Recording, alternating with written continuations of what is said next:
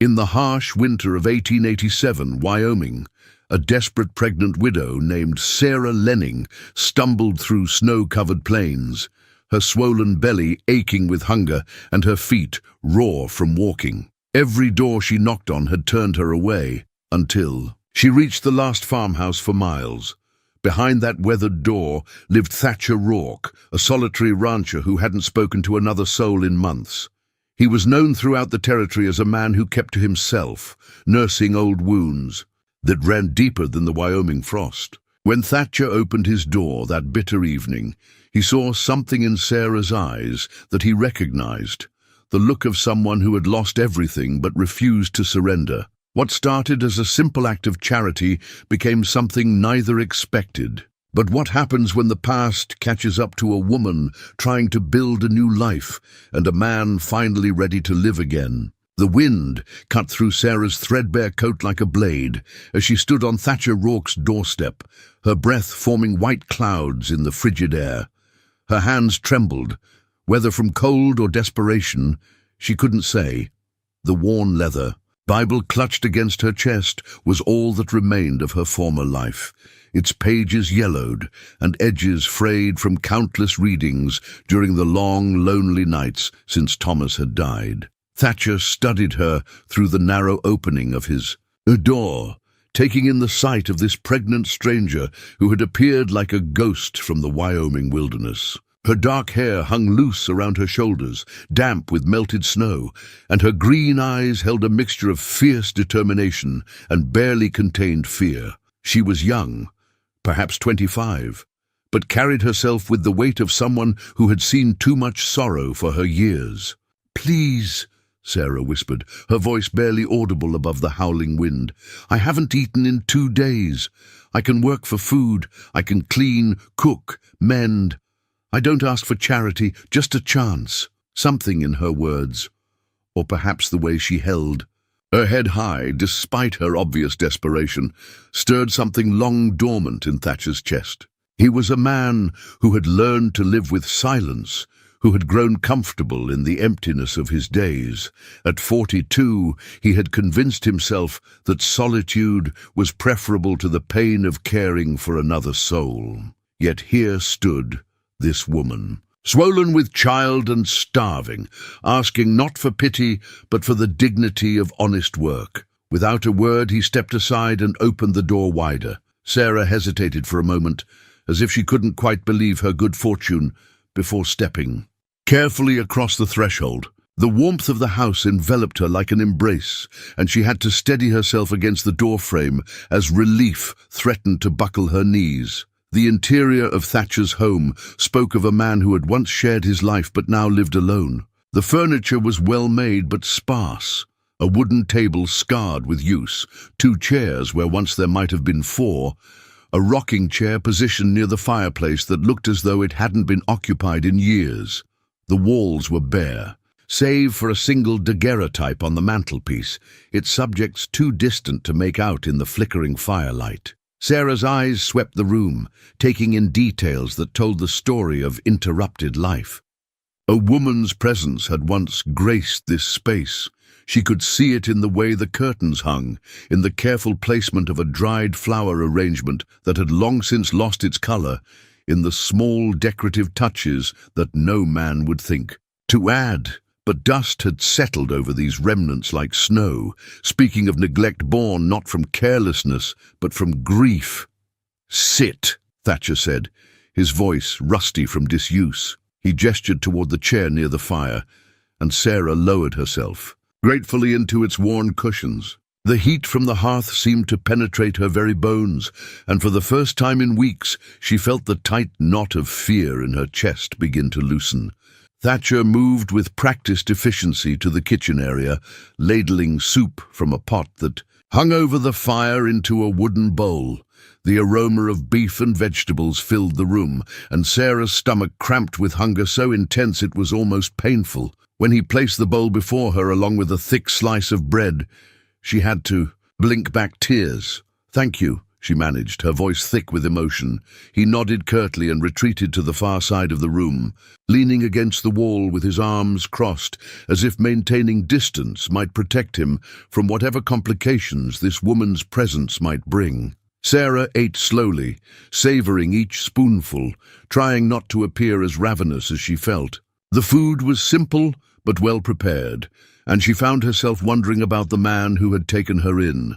Thatcher was tall and lean, with the weathered hands and sun-lined face of someone who worked the land. His dark hair was shot through with silver at the temples, and his brown eyes held a wariness that spoke of old pain, carefully guarded. He wore simple clothes, a flannel shirt, worn denim pants, boots that had seen countless seasons, but everything about him suggested competence and self-reliance. "The baby," he said suddenly, breaking the silence that had stretched between them.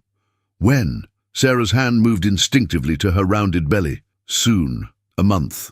Perhaps less." She met his gaze steadily. "I won't burden you with that. I'll be gone before—" "Where will you go?" The question was asked without emotion, but Sarah sensed genuine curiosity behind it. She had no answer. The truth was, she had nowhere to go, no one left who would take her in. Thomas's family had made their feelings clear after the funeral. A pregnant widow was a liability they couldn't afford, especially one with no dowry or useful connections. Her own parents were long dead, and she had exhausted what little charity existed in the mining towns she had passed through. "I'll find a way," she said finally, though they both knew the words rang hollow.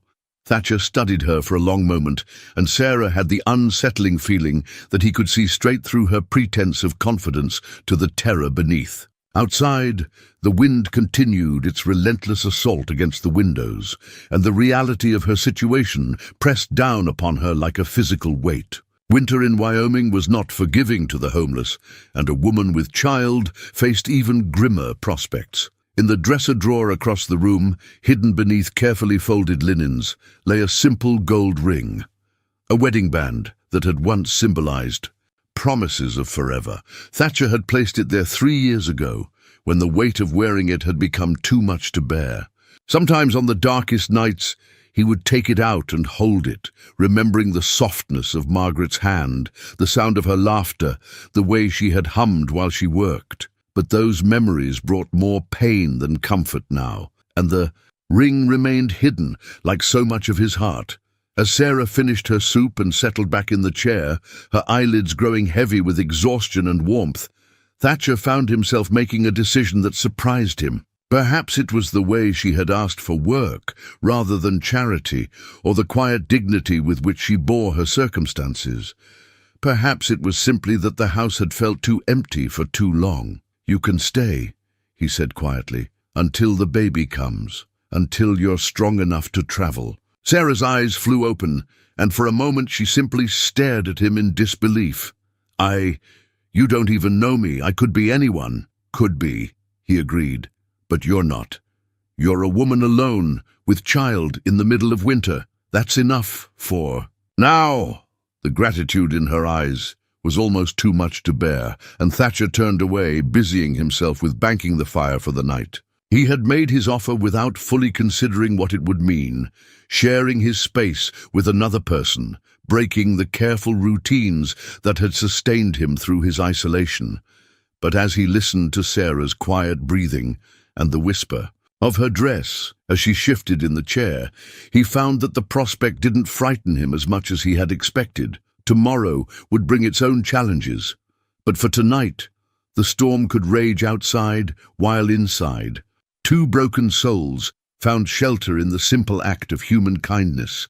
The morning sun filtered through frost-covered windows, casting delicate patterns of ice crystals across the wooden floor. Sarah woke slowly, disoriented by the unfamiliar surroundings and the blessed absence of hunger pangs. For a moment, she lay still in the makeshift bed Thatcher had arranged for her on the settee, listening to the quiet sounds of a household beginning its day. From the kitchen came the soft clink of metal against pottery, the whisper of kindling.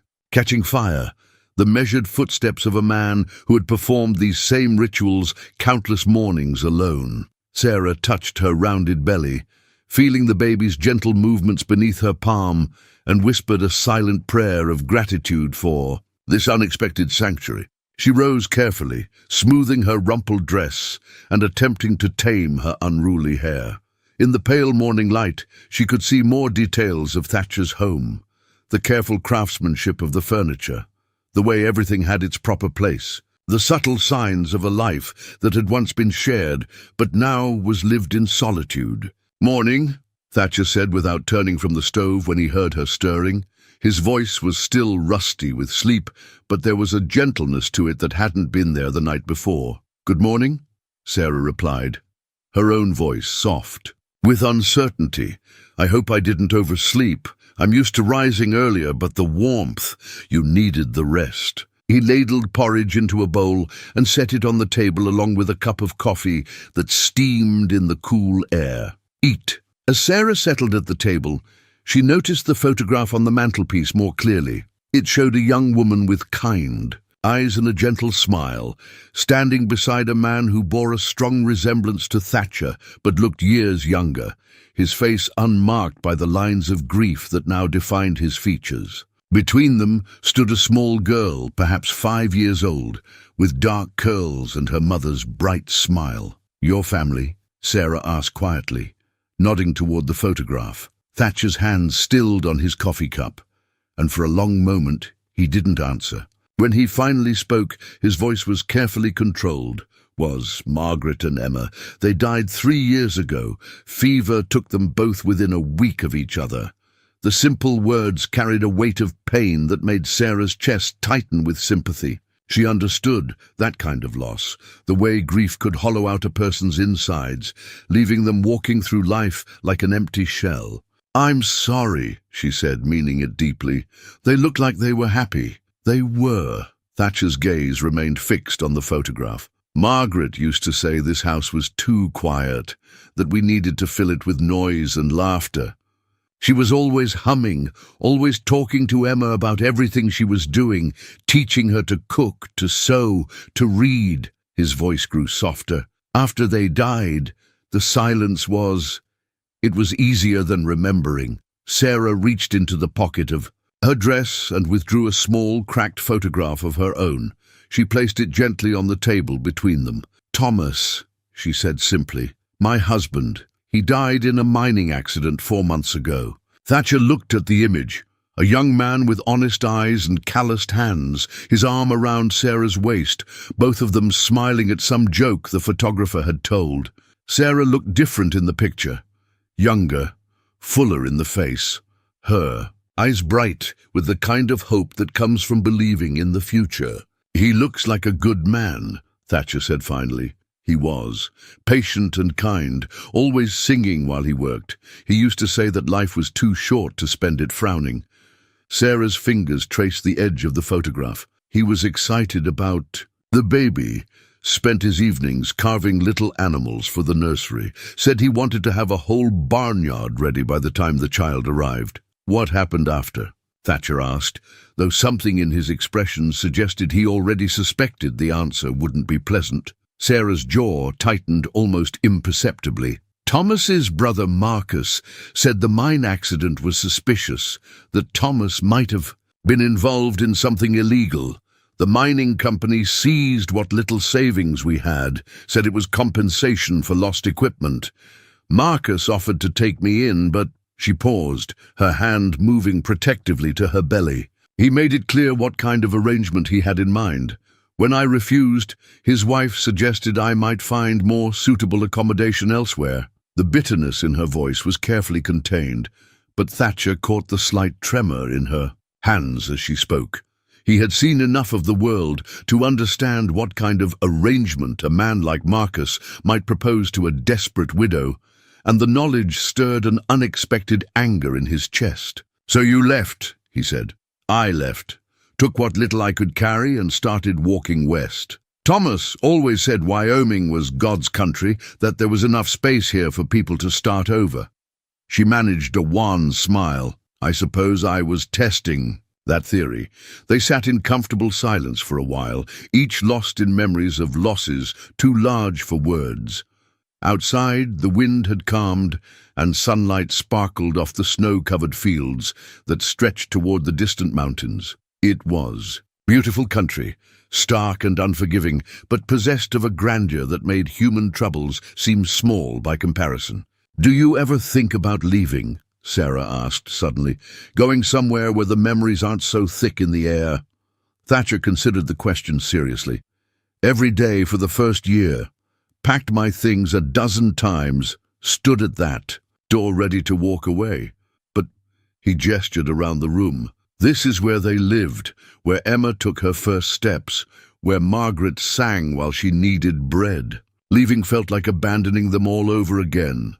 And now it's just habit, I suppose. The grief isn't as sharp as it was, but it's familiar. Sometimes I think I'm afraid that if I let it go completely, I'll forget what they sounded like, what it felt like to be happy." Sarah nodded slowly, understanding the sentiment more than she cared to admit. "Thomas used to say that memory was the heart's way of keeping our loved ones alive, but I've started to wonder if holding on too tightly might be keeping us from living ourselves." It was a profound observation, and Thatcher found himself studying this young woman with new interest. Despite her circumstances, alone, pregnant, essentially homeless, there was a wisdom to her that spoke of deep reflection and inner strength. She wasn't just surviving, she was thinking, questioning, trying to make sense of loss in a way that honored both the dead and the living. "You read?" he asked, nodding toward the Bible she kept close at hand. "Every day it was Thomas's, given to him by his mother. Some of the pages are falling out and the binding is nearly gone, but," she shrugged, "it's all I have left of him. Besides this," she touched her belly gently, "and it helps me remember that even in the darkest times, there's still hope for dawn." Thatcher rose and disappeared into another room, returning a moment later with a small leather-bound volume. He placed it on the table beside Sarah's Bible. Margaret's prayer book. She read from it every morning and evening, said it helped her feel connected to something larger than herself. Sarah opened the book carefully, running her fingers over. The delicate pages filled with handwritten prayers and pressed flowers. She had beautiful handwriting. She was a teacher before we married, came west with her family when she was 16, taught school in 3 different towns before settling here. She always said education was the key to building a better life. "What would she think of your taking in a stranger?" Thatcher was quiet for so long that Sarah wondered if she had overstepped. When he finally answered, his voice was soft with remembering. "She would have had you fed, bathed and fussed over before. You could protest. Margaret never met a stray she wouldn't try to heal. Animals, people, it didn't matter. She used to say that kindness was the only thing that made life bearable. She sounds wonderful," she was, "and stubborn as a mule when she set her mind to something. I used to think it was impossible that someone so gentle could also be so fierce, but Margaret proved me wrong every day." He smiled slightly, the first genuine expression of warmth Sarah had seen cross his features. "She would have liked you, I think. You have that same quality, soft on the surface but steel underneath." The comparison made Sarah's cheeks warm, though she wasn't entirely sure why. She had spent so many months thinking of herself as weak, as a burden to be endured rather than a person with worth, that hearing Thatcher speak of her strength felt both foreign and welcome. As the morning progressed into afternoon, they found themselves sharing more stories, small memories that painted pictures of the lives they had lived before grief redefined them. Sarah spoke of Thomas's terrible singing voice and his talent for making her laugh even on the hardest days. Thatcher told her about Emma's love of horses and Margaret's ambitious vegetable garden that never quite turned out the way she planned. With each shared memory, the invisible walls between them grew a little lower, and the house felt a little less empty. Neither spoke of it directly, but both sensed that something was shifting in the careful balance of their solitude, something that felt both dangerous and necessary, like the first tentative warmth of spring after a long, brutal winter. The third day of Sarah's stay dawned crisp and clear, with the kind of pristine blue sky that made the Wyoming landscape appear infinite. She woke to the now familiar sounds of Thatcher's morning routine, but today something felt different, less like she was an intruder in his solitude, and more like she belonged, however temporarily, in this quiet rhythm of daily life. After breakfast, Sarah insisted on helping with the household tasks despite Thatcher's protests. "You said I could work for my keep," she reminded him with a gentle smile. "I meant what I said. I don't take charity." He watched as she moved carefully around the kitchen, her movements economical but graceful, despite her advanced pregnancy. There was something soothing about having another person in the space, he realized. The soft rustle of her skirts, a quiet humming she did unconsciously while she worked, the way she seemed to bring life back to corners of the house that had felt dead for too long. "The stove runs hot," he warned as she reached for a pot. "Margaret always said—" He stopped, abruptly, surprised by how easily the reference had slipped out. "What did she say?" Sarah asked gently, not pausing in her work. "That it had a mind of its own, like it was trying to cook everything twice as fast as it should." Thatcher found himself smiling at the memory. "She burned more meals in the first year of our marriage than most women burn in a lifetime. And yet you kept her," Sarah teased, "and was rewarded with something that might have been a chuckle. Couldn't let her go. She made up for her cooking with other talents." The words came out before he could stop them, and Thatcher felt heat rise in his cheeks. But Sarah only laughed, a sound like water over stones, clear and musical. Thomas was the same way with carpentry. He could handle dynamite and mining equipment like they were toys, but ask him to build a simple shelf. She shook her head, still smiling. "I learned to do most of the repairs around our little house. He said I had magic in my hands."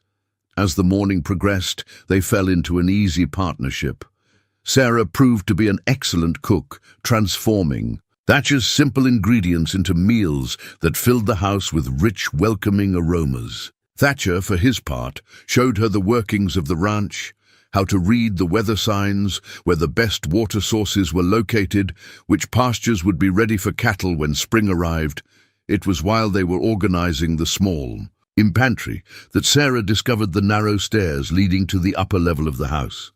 "What's up there?" she asked. Thatcher's expression grew shuttered. "Storage, mostly. Nothing important." But Sarah had caught something in his tone, a careful blankness that suggested the opposite was true.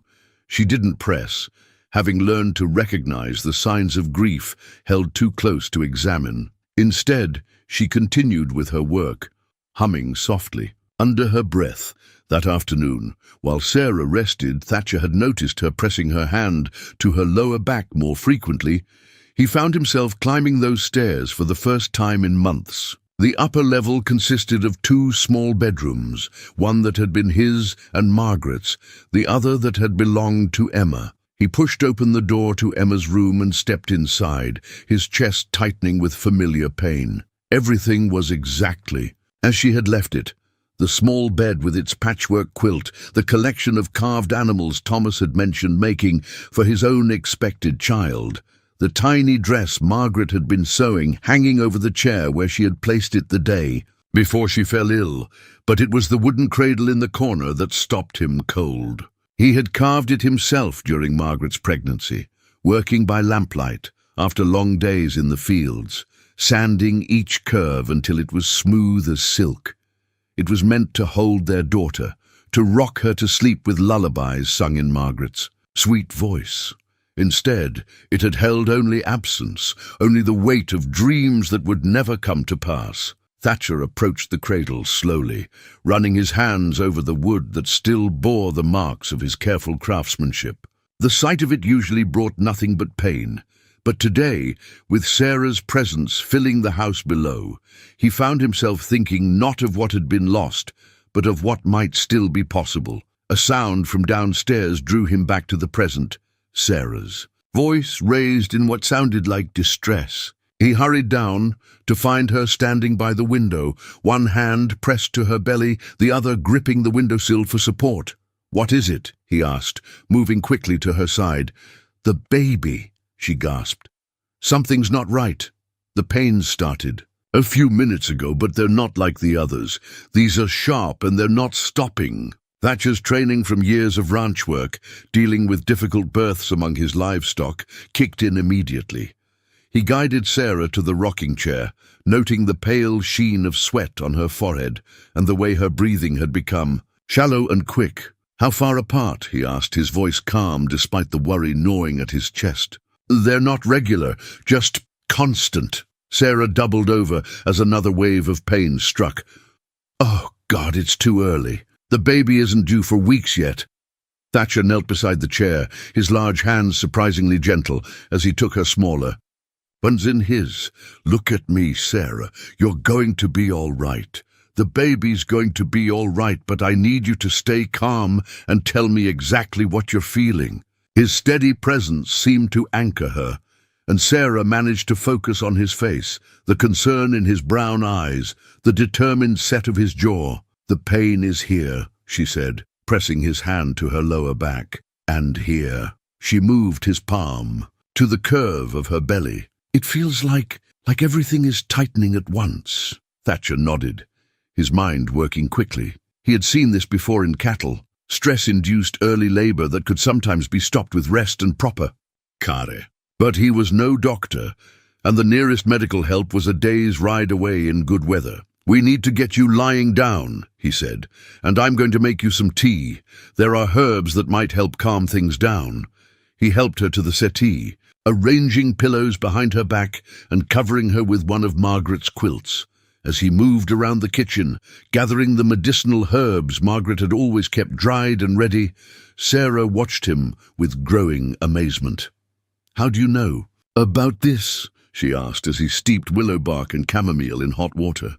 "Margaret had 2 miscarriages before Emma," he said quietly.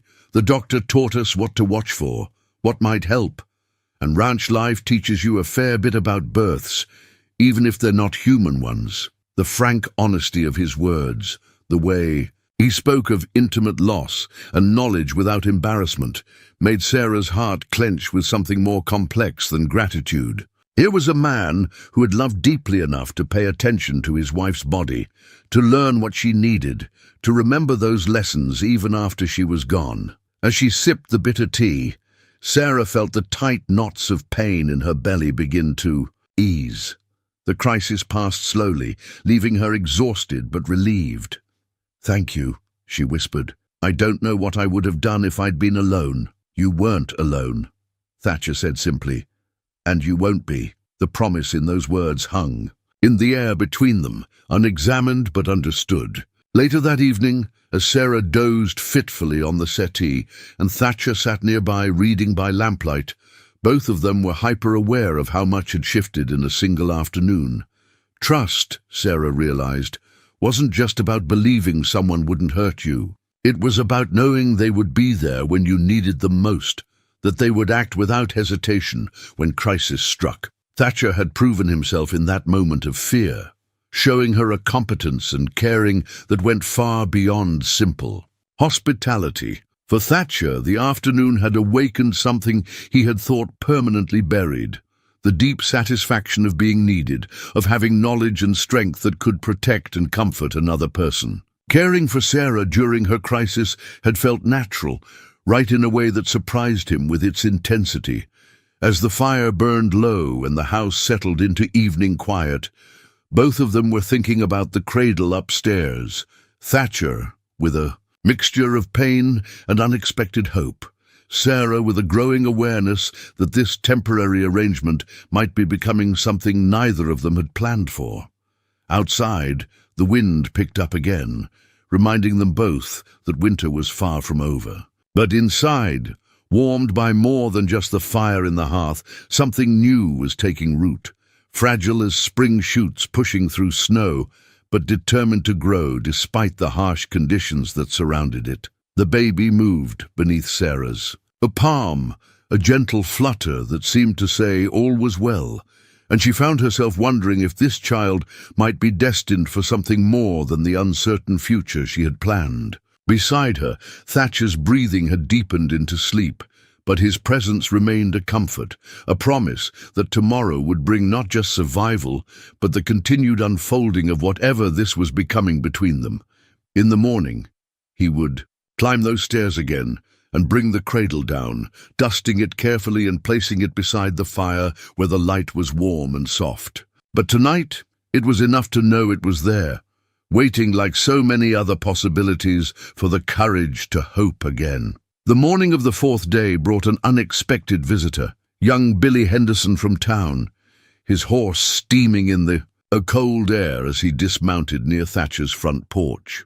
Sarah, who had been hanging laundry on the line despite Thatcher's protests that it was too cold for such work, felt her stomach clench with an inexplicable dread at the sight of the official-looking envelope in the boy's mittened hand. "Morning, Mr. Rourke," Billy called out, his breath forming white puffs in the frigid air. "Got some mail for you. Postmaster said it was urgent. Came all the way from back east." Thatcher emerged from the barn where he had been tending to his horses, his expression immediately wary. In his experience, urgent mail from the east rarely brought good news. He accepted the envelope with a nod of thanks and a coin for Billy's trouble, watching as the boy remounted and rode back toward town before turning his attention to the correspondence. The envelope was addressed to Thatcher Rourke, guardian of Sarah Lenning, in a precise official script that made Sarah's blood run cold. She recognized that handwriting, had seen it on legal documents and business correspondence that Thomas had shown her with growing concern in the weeks before his death. "It's from Marcus," she whispered, sinking onto the porch step as if her legs could no longer support her weight. "Thomas's brother. How did he find me here?" Thatcher's jaw tightened as he tore open the envelope, his eyes scanning the formal, legal language within. As he read, his expression grew darker, and Sarah watched the muscles in his neck cord with tension. "What does it say?" she asked, though part of her already knew the answer would shatter the fragile peace she had found. "In this place, he's claiming legal guardianship over you and the unborn child," Thatcher said, his voice carefully controlled. "Says, as Thomas's next of kin, he has the right to provide for his brother's widow and ensure the proper care of his brother's child. He's demanding that you return to Pennsylvania immediately." Sarah's hands flew to her belly in an instinctive, protective gesture. "He can't do that. I'm not a child myself. I don't need a guardian. According to this, you do." Thatcher's voice was grim as he read further. "He's citing territorial law regarding destitute women with children. Says you've been declared mentally incompetent to manage your own affairs due to, let me see, emotional distress following the tragic loss of her husband and subsequent irrational decisions to abandon proper family support." The words hit Sarah like physical blows. She had known Marcus was controlling, had experienced firsthand his assumption that women needed male guidance in all matters, but she hadn't imagined he would go this far. "The mining accident," she said suddenly, pieces of a puzzle she hadn't known she was solving clicking into place. "Marcus said there were irregularities, that Thomas might have been involved in something illegal. What if Marcus was involved somehow? What if he needed Thomas out of the way?" Thatcher looked up sharply from the letter. "What kind of irregularities?" "Equipment that went missing, claims that didn't match the paperwork, money that couldn't be accounted for." Sarah's voice grew stronger as she spoke, fueled by a growing certainty. "Thomas was asking questions, demanding to see records. He said someone was skimming profits from the miners' claims, taking more than their fair share. The night before, he died. He told me he was going to report what he'd found to the territorial authorities. And then there was a convenient accident," Thatcher said grimly.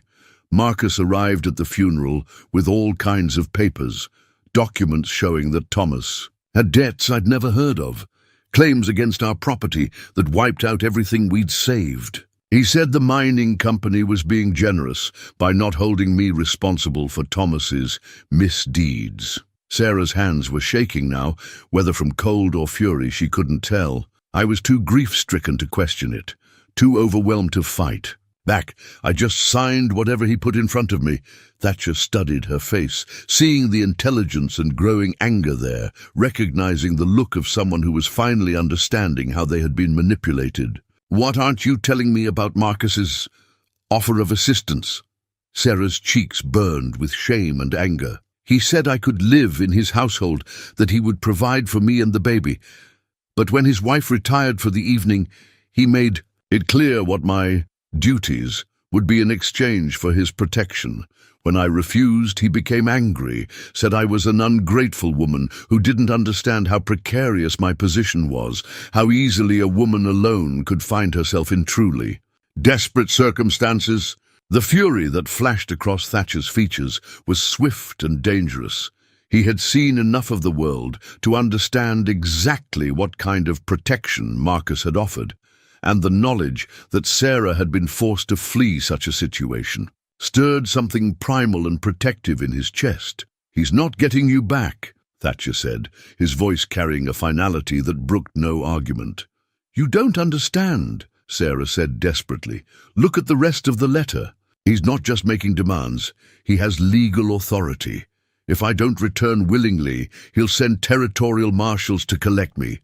And if anyone is found to be harboring me against his lawful claim—" Thatcher read the remainder of the document, his expression growing stonier with each sentence. Marcus had been thorough in his legal preparations, citing precedents and territorial statutes that would indeed give him significant power over Sarah's circumstances. Worse, he had clearly done his research on Thatcher as well, referencing his isolated circumstances and questionable suitability as a guardian for a woman in distress. "He's threatening you too," Sarah said, recognizing the implications even as Thatcher processed them. "If you help me, he can claim you're acting against the interests of the child, that you're enabling my unstable behavior. In the territories, that could mean losing your land, your livelihood." "Let him try," Thatcher said, but Sarah could see the calculation in his eyes, the recognition that Marcus had positioned himself cleverly within the law. "No." Sarah stood abruptly, her decision crystallizing with painful clarity. "I won't let you risk everything for someone you barely know. I'll have to go back, find another way to—" "Sit down." Thatcher's voice carried an authority that made Sarah comply without thinking. "You're not going anywhere with that man. Not while you're carrying a child, not ever."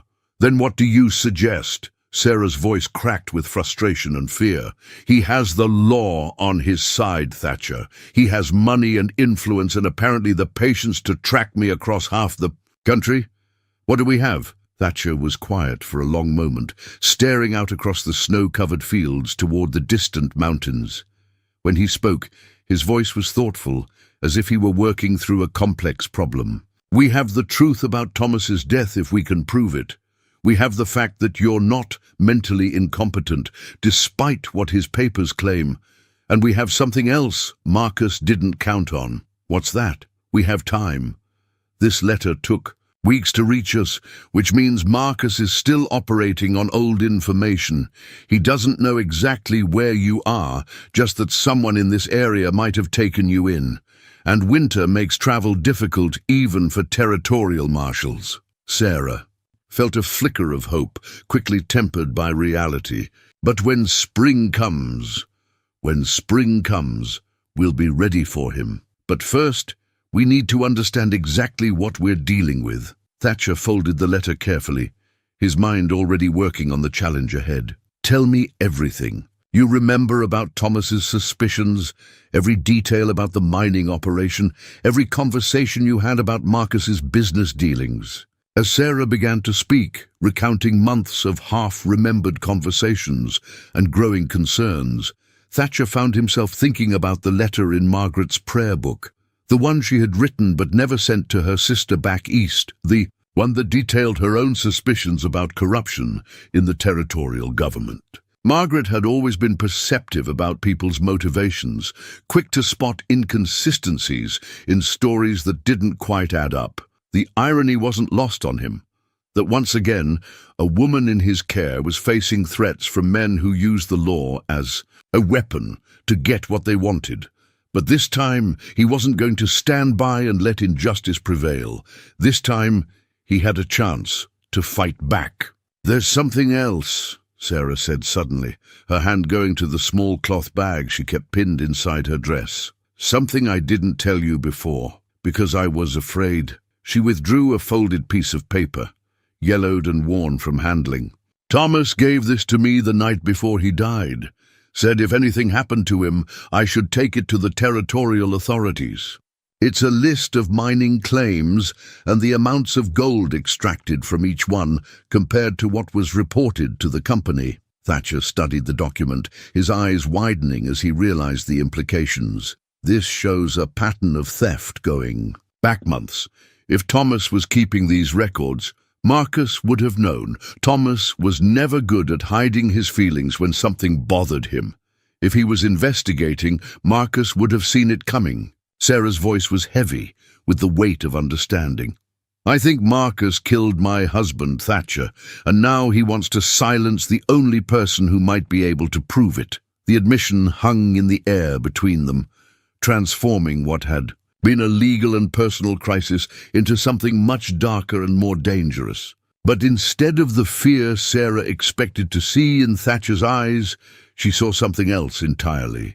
A steely determination that reminded her that this man had survived loss and isolation through strength of will, and that he was not easily intimidated. "Then, we'll make sure he doesn't succeed," Thatcher said simply. "But first we need help, and I know exactly where to find it." As the wind picked up outside, rattling the windows and reminding them both of the harsh realities of winter survival, Sarah felt something shift inside her chest. For months, she had been running. From grief, from threats, from the overwhelming weight of circumstances beyond her control. But here, in this man's steady presence and quiet determination, she was beginning to remember what it felt like to fight back. The legal summons in Thatcher's hand represented everything that had gone wrong in her life since Thomas's death. The manipulation, the powerlessness, the assumption that a woman alone had no rights worth respecting. But it also represented something else, the first real chance she'd had to confront the man who had destroyed her life and might well have murdered her husband. Marcus had made one crucial error in his calculations. He had assumed that a pregnant widow would remain isolated and helpless, that finding her would be the same as reclaiming her. He hadn't counted on her finding someone willing to stand beside her, someone with his own reasons for distrusting men who used law and custom to prey on the vulnerable. The battle ahead would be dangerous, Sarah realized. But for the first time, since Thomas's death, she felt something other than fear about the future. She felt ready to fight. 3 days after the letter arrived, Sarah's worst fears materialized in the form of a black carriage making its way across the snow-covered landscape toward Thatcher's ranch. She spotted it first from the kitchen window, where she had been kneading bread, her hands stilling in the dough as she recognized the expensive vehicle and the quality of the horses pulling it. "He's here," she whispered, her voice barely audible but carrying clearly to Thatcher, who was repairing a harness near the fireplace. Thatcher set down his work immediately and moved to the window, his jaw tightening as he took in the sight of the approaching carriage. Behind it rode 2 men on horseback, one wearing the badge of a territorial marshal, the other bearing the bearing and dress of a hired gun. Marcus Lenning, it seemed, was taking no chances with his reclamation of his sister-in-law. "Get away from the window," Thatcher said quietly. "Go upstairs and stay there until I tell you otherwise." "No." Sarah's voice was stronger than she felt. "I'm tired of hiding, tired of running. If I'm going to face him, I'd rather do it with some dignity and tact." Thatcher turned to study her face, seeing the fear there but also something else, a quiet determination that reminded him of Margaret when she had made up her mind about something. "All right," he said finally, "but stay behind me, and if things go badly, you run. Promise me that." Before Sarah could answer, the sound of carriage wheels and horses' hooves filled the yard outside. Through the window, they watched as 3 men dismounted, Marcus Lenning, every inch the successful businessman in his expensive coat and polished boots. Marshal Tom Bradley, a man Thatcher recognized by reputation as someone who followed the letter of the law, regardless of its spirit. And Jake Morrison, whose reputation was considerably darker and involved the kind of work that decent people didn't discuss in polite company. Marcus was not what Sarah had expected when she had fled Pennsylvania.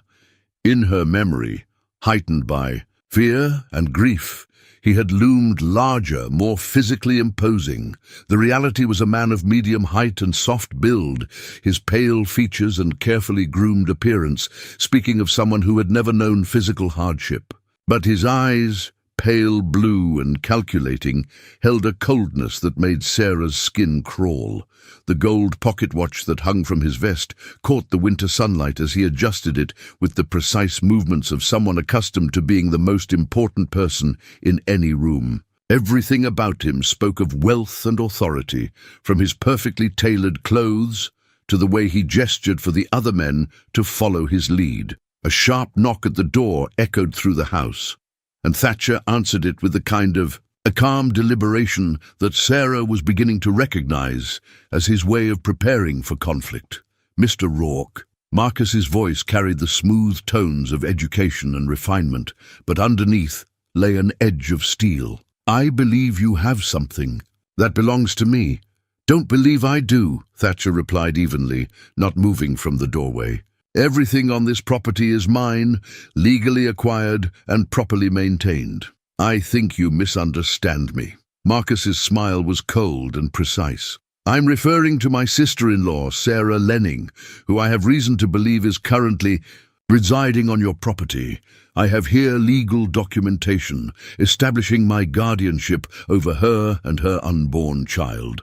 Marshal Bradley stepped forward, producing the same type of official papers Sarah had seen in Marcus's letter. "Mr. Rourke, I'm here in an official capacity to escort Mrs. Lenning back to Pennsylvania, where she can receive proper care from her family."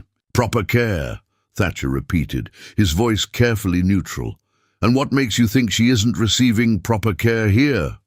"Mr. Rourke," Marcus said, his tone taking on the patient quality of someone explaining something to a child. "Surely you can understand that a woman in Mrs. Lenning's condition requires the attention of family, of people who have her best interests at heart. I'm sure your intentions have been admirable, but a bachelor rancher living alone is hardly equipped to provide the kind of care a pregnant woman needs." "Is that so?" Thatcher stepped aside, revealing Sarah standing behind him. "Why don't you ask the lady herself what kind of care she prefers?" Sarah's heart hammered against her ribs as Marcus's pale eyes fixed on her.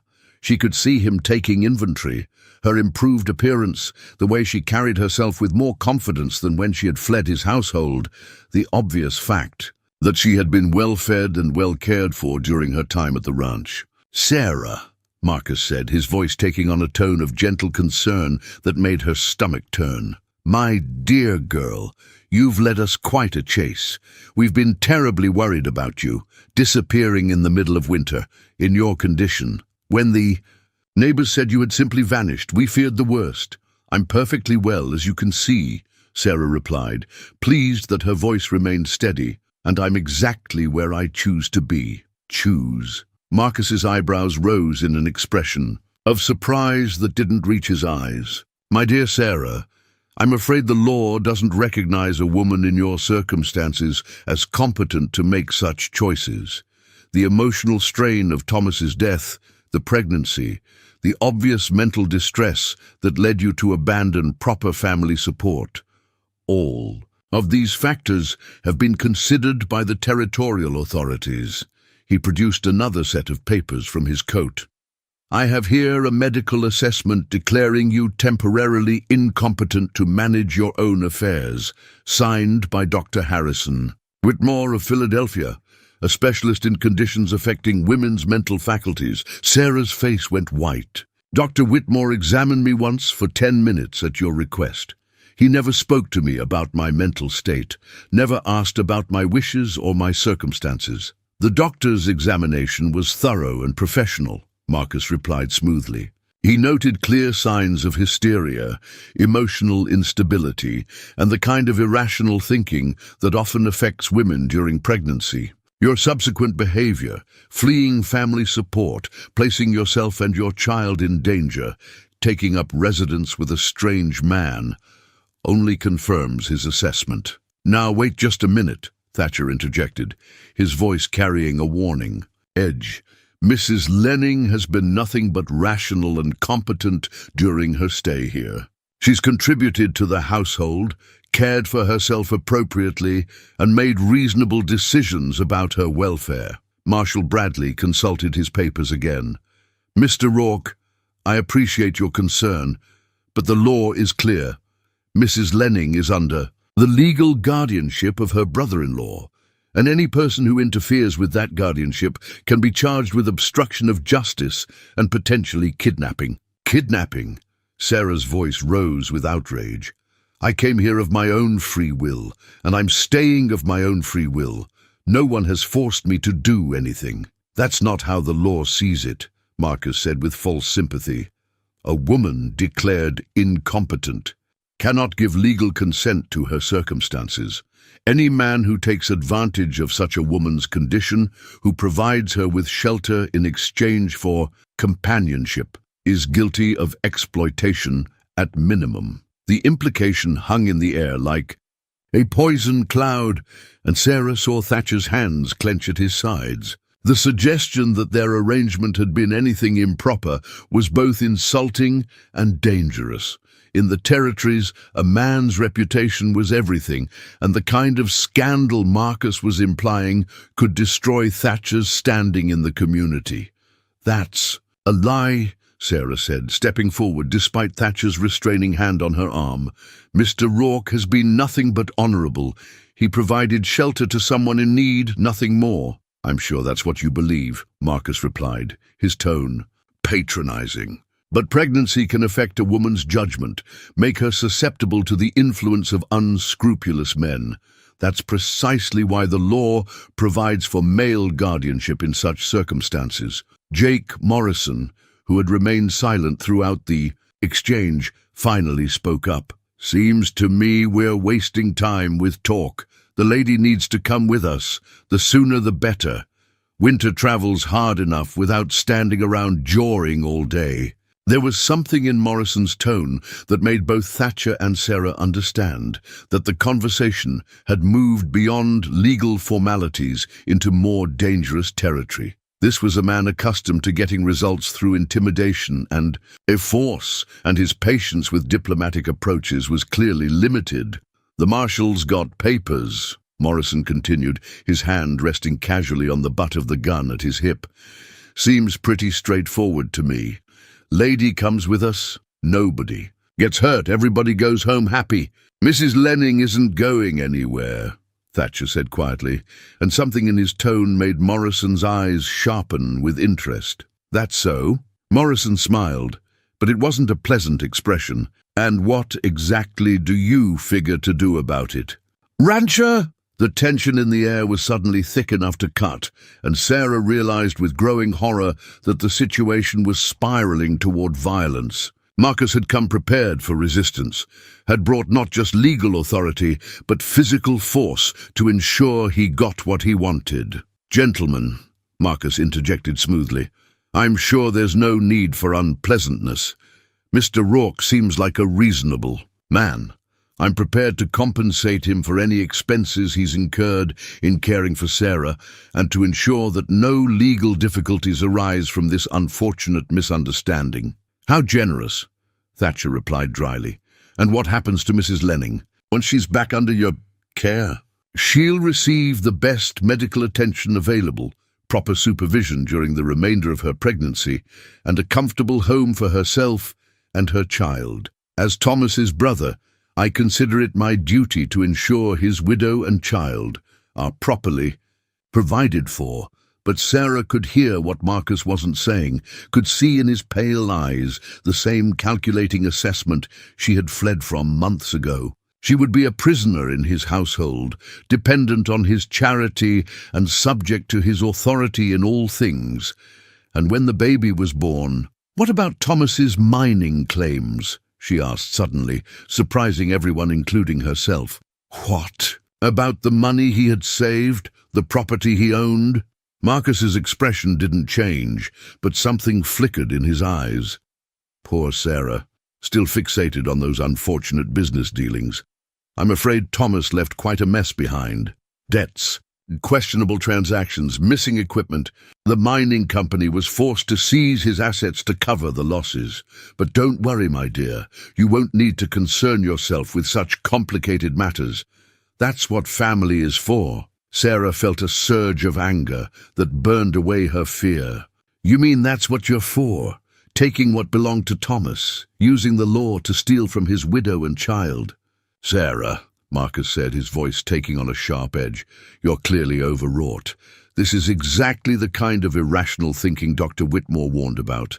Marshal Bradley, I think we've established that Mrs. Lenning is indeed in need of immediate care. The Marshal nodded reluctantly. Mrs. Lenning, I'm going to have to ask you to gather your things. We'll be leaving within the hour. And if she refuses, Thatcher asked, then she'll be taken into custody for her own protection, Bradley replied, and you'll be arrested for interfering with a lawful guardianship.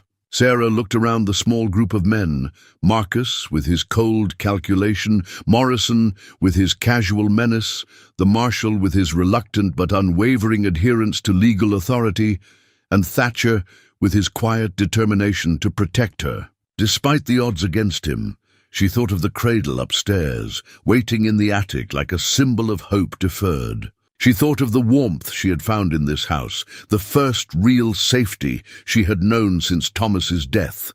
And she thought of the documents hidden in her dress, the evidence that might yet prove Marcus's crimes if she could find a way to get it to the right authorities. I need a moment to gather my things, she said finally, her voice steady despite the turmoil in her chest. Marcus smiled, the expression of a man who had gotten exactly what he wanted. Of course, my dear, take all the time you need. But as Sarah turned toward the stairs, she caught Thatcher's eye and saw something there that gave her hope. He hadn't given up, hadn't accepted defeat. Whatever he was planning, she needed to be ready to help him when the moment came. The game wasn't over yet. As Sarah climbed the stairs to gather her belongings, her mind raced with desperate possibilities. She could hear the low murmur of voices. Below, Marcus's smooth tones mixing with the Marshal's official declarations and Thatcher's measured responses. But underneath it all was the silence that spoke of Morrison's presence, a predator waiting for an excuse to act. In the small room where she had slept, Sarah quickly bundled her few possessions into the cloth bag she had carried from Pennsylvania. But her real focus was on the documents hidden in her dress, Thomas's mining records that could prove Marcus's theft. If only she could find a way to get them to someone who would listen. A soft knock at the door made her freeze. "It's me," came Thatcher's low voice. She opened the door to find him standing in the hallway, his face grim, but his eyes alert with purpose. "Listen carefully," he said quietly. "I sent Billy Henderson to town before Marcus arrived. Word should be spreading about what's happening here, and there are people in Devil's Creek who won't stand for this kind of legal bullying." "What kind of people?" Sarah whispered. "Judge Catherine Morrison, no relation to the gun hand downstairs. She's the territorial judge for this district, and she's got a reputation for being fair-minded about women's rights. More importantly, she's got the authority to review guardianship, orders and investigate irregularities in legal proceedings." Sarah felt a flicker of hope. But will she listen? Marcus has official documents, medical assessments. She'll listen if the evidence is compelling enough. "Do you still have those mining records?" Sarah nodded, her hand going instinctively to the hidden pocket in her dress. "Good. When we get to town, and we will get to town, you need to be ready to present everything you know about Thomas's death and Marcus's business dealings. But right now, we need to buy time." From downstairs came Marcus's voice, raised in impatience. "Sarah, my dear, we really must be going. The weather looks like it might turn, and I'd prefer to reach town before dark." Thatcher's expression hardened. He's right about the weather, which works in our favor. No one's traveling far in what's coming. He glanced toward the window where dark clouds were gathering on the horizon. But first, we need to get the community involved.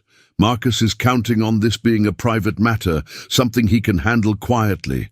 The more people who know what's happening, the harder it becomes for him to control the situation. How do we do that? Trust me. But when we go downstairs, follow my lead, and don't agree to leave until you've spoken to Judge Morrison. You have that right under territorial law, even under guardianship. They descended the stairs together to find Marcus, pacing near the fire, while Morrison lounged against the wall, and Marshal Bradley studied his papers with obvious discomfort. The Marshal, Sarah realized, was not entirely comfortable with his role in this proceeding. "Sarah," Marcus said as she appeared, "ready to go? I've arranged for comfortable accommodations in town tonight, and we can begin the journey home tomorrow." "Actually," Thatcher said before Sarah could respond, "there's a problem with that plan. Mrs. Lenning has the right to appeal her guardianship before Judge Morrison before she can be removed from the territory. That's territorial law, Marshal, and I believe you're obligated to ensure she has that opportunity." Marshal Bradley frowned, clearly caught off guard. That is, the papers I have seem to be in order. The papers establish guardianship under Pennsylvania law," Thatcher continued calmly. "But Mrs. Lenning is currently a resident of Wyoming territory, which means she's entitled to the protections of territorial law. Judge Morrison will need to review the guardianship order and determine whether it's valid under our jurisdiction." Marcus's face flushed with anger, the first crack in his composed facade. "This is ridiculous. The woman is clearly incompetent to manage her own affairs, as evidenced by her current circumstances. What territorial judge would overturn a properly executed guardianship order? One who's interested in justice rather than convenience." Came a new voice from the doorway. Everyone turned to see Dr. Samuel Harrison entering the house, followed by 3 other men Sarah didn't recognize. The doctor was an older man, with kind eyes, and the careful bearing of someone accustomed to being trusted with people's lives and secrets. "Dr. Harrison," Thatcher said with evident relief, "thank you for coming." "Billy Henderson said there was a medical emergency out here," the doctor replied, his gaze taking in the tense scene. "Something about a pregnant woman being forcibly removed from medical care?" Marcus stepped forward, his businessman's smile firmly in place. "Doctor, I'm afraid young Billy misunderstood the situation. I'm Marcus Lenning, Sarah's brother-in-law and legal guardian. I'm here to escort her back to Pennsylvania, where she can receive proper medical attention." Dr. Harrison's expression didn't change, but his eyes grew sharper. "And you are a medical professional qualified to determine what constitutes proper medical attention for Mrs. Lenning. I have arranged for the finest doctors in Philadelphia to attend her," Marcus replied smoothly. "Specialists in conditions affecting women during pregnancy, I see. And have you examined Mrs. Lenning's current condition? Reviewed her medical needs? Consulted with her current physician?" "Current physician?" Marcus's voice took on a dismissive tone. "Doctor, surely you don't consider yourself qualified to provide the kind of specialized care—" "I consider myself qualified to determine whether a patient is receiving adequate care," Dr. Harrison interrupted. "Mrs. Lenning, with your permission, I'd like to examine you and assess your current condition." Sarah nodded gratefully, and the doctor gestured toward the kitchen. "Gentlemen, if you'll excuse us for a few minutes." As the doctor and Sarah disappeared into the other room, the remaining men stood in uncomfortable silence. Morrison's hand remained casually near his weapon, but the presence of the other townsmen, Sarah could hear them talking quietly on the porch, had clearly changed the dynamic of the situation. "This is highly irregular," Marcus said to Marshal Bradley. "I have legal authority here. These people are interfering with a lawful guardianship." "Maybe so," the Marshal replied slowly. "But territorial law does give Mrs. Lenning the right to a hearing before she can be removed from the jurisdiction. And if the local doctor determines that moving her would be dangerous to her health or the babies, The doctor is hardly impartial. Marcus snapped. He's clearly been influenced by local sentiment. Has he? Thatcher asked quietly. Or is he just doing his job? Because from where I stand, it looks like you're the one trying to influence the situation with money and hired guns. Morrison straightened at the implied insult, his eyes narrowing. You want to be real careful about what you're saying, Rancher. I'm saying that in Wyoming territory, we settle our disputes through law and community consensus, not through intimidation and force. And right now, it seems like the community has some questions about your employer's methods. Through the window, Sarah could see more people arriving, men and women from town, their faces grave with concern. Word was indeed spreading, and Marcus's carefully controlled private reclamation was becoming a very public matter. Dr. Harrison emerged from the kitchen. After 20 minutes, his expression serious but calm. Mrs. Lenning is in excellent health, considering her circumstances. Her pregnancy is progressing normally, and she shows no signs of the mental instability described in these documents. He held up the papers Marcus had presented. In fact, she's remarkably composed and rational for someone who's been through the trauma she's experienced. Doctor, Marcus said through gritted teeth, I'm sure you mean well, but you're not qualified to assess mental competency. Dr. Whitmore is a specialist. Dr. Whitmore examined Mrs. Lenning for 10 minutes and reached conclusions that directly contradict what I observe after a thorough examination, Dr. Harrison replied firmly. More importantly, Mrs. Lenning has told me some very disturbing things about the circumstances of her husband's death and the subsequent seizure of her property. Things that suggest this guardianship may be based on fraudulent premises. The room erupted in tense murmurs, and Marshal Bradley looked increasingly uncomfortable with his position. Doctor, are you saying there may be criminal activity involved here? I'm saying that Mrs. Lenning has evidence that needs to be reviewed by the proper authorities before any decisions are made about her future. Evidence that suggests her husband may have been murdered to prevent him from exposing theft and corruption. In the mining operations, Marcus's composure finally cracked completely. This is preposterous.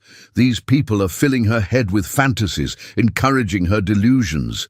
Thomas died in an accident, a regrettable but entirely natural consequence of dangerous work. Then you won't mind if Judge Morrison reviews the evidence, Thatcher said calmly. After all, if everything is as legitimate as you claim, an official investigation will only confirm your position. I don't have time for this nonsense, Marcus snarled. Marshal Bradley, I demand that you execute your legal authority and remove Mrs. Lenning immediately. Marshal Bradley looked around the room, at the growing crowd outside, at Dr. Harrison's professional assessment, at the evidence of community support for Sarah, and at Morrison's increasingly aggressive posture. This was no longer a simple legal matter, but something that could explode into violence if not handled carefully. Mr. Lenning, he said finally, I'm going to have to insist that we wait for Judge Morrison to review this case. Too many questions have been raised for me to act without proper judicial oversight. Marcus's face went white with fury. This is obstruction of justice, Marshal. I'll have your badge for this. Maybe so, Bradley replied steadily, but I'd rather explain to my superiors why I delayed an action than why I ignored evidence of criminal activity. Mrs. Lenning stays put until Judge Morrison can sort this out. As word spread through the gathering crowd that the immediate threat had been postponed, Sarah felt a mixture of relief and apprehension. They had won a temporary victory, but Marcus was not the kind of man to accept defeat gracefully, and with Morrison at his side, the situation remained dangerous. That evening, as snow began to fall in earnest outside Thatcher's windows, an extraordinary thing happened in Devil's Creek. The women of the town began to organize. It started with Mrs. Eleanor Hartwell, the banker's wife, who had listened to Dr. Harrison's account of the day's events with growing indignation. By nightfall, she had visited every respectable household in town, and by the following morning, a petition was making its rounds. Sarah learned of this development when Dr. Harrison returned the next day, accompanied by Mrs. Hartwell and 3 other women whose determined expressions spoke of a shared resolve that transcended social boundaries. The sight of them approaching the house together, a banker's wife, a seamstress, a widow who ran the town's only boarding house, and the blacksmith's daughter, would have been remarkable under normal circumstances. Under these circumstances, it was revolutionary. "Mrs. Lenning," Mrs. Hartwell said as she entered the house, her breath still steaming from the cold, "we've come to inform you that the women of Devil's Creek stand behind you in this matter. What's being done to you is an affront to every woman who has ever lost a husband or faced difficult circumstances." Sarah stared at the petition Mrs. Hartwell produced. 3 pages covered with signatures in various hands, representing nearly every adult woman in the territory. At the top, in Mrs. Hartwell's precise script, was a statement that made Sarah's eyes fill with tears. "We, the undersigned women of Devil's Creek and surrounding areas, do hereby attest to the character and competency of Mrs. Sarah Lenning, and protest, in the strongest possible terms, any attempt to remove her from this territory against her will. We have observed Mrs. Lenning to be of sound mind and moral character, capable of making decisions regarding her own welfare and that of her unborn child. Furthermore, we call upon the territorial authorities to investigate the circumstances surrounding the death of her husband Thomas Lenning and the subsequent seizure of his property by parties unknown." "How did you know about Thomas's property?" Sarah asked, her voice barely above a whisper. "Dr. Harrison told us what you shared with him," said Miss Rebecca Torres, the seamstress. "About the mining records, about your suspicions. My brother works in the Territorial Records Office, and he's always said there's been strange business with some of the mining claims out of Pennsylvania. Claims that get transferred real quick after accidents, if you know what I mean." Mrs. Catherine Woods, the boarding house proprietor, stepped forward. "I've seen women in your situation before, dear. Widows with property that suddenly becomes complicated after their husbands die. Men who show up with papers and lawyers claiming they're just looking out for the poor, helpless female." Her voice carried the bitter edge of personal experience. "It's theft, plain and simple, dressed up in legal clothes." Sarah sank into the rocking chair by the fire, overwhelmed by this unexpected show of support. "But the law, Marcus has documents, medical assessments." The territorial marshal seemed convinced. "The territorial marshal is a man doing what he thinks is his job," Mrs. Hartwell interrupted.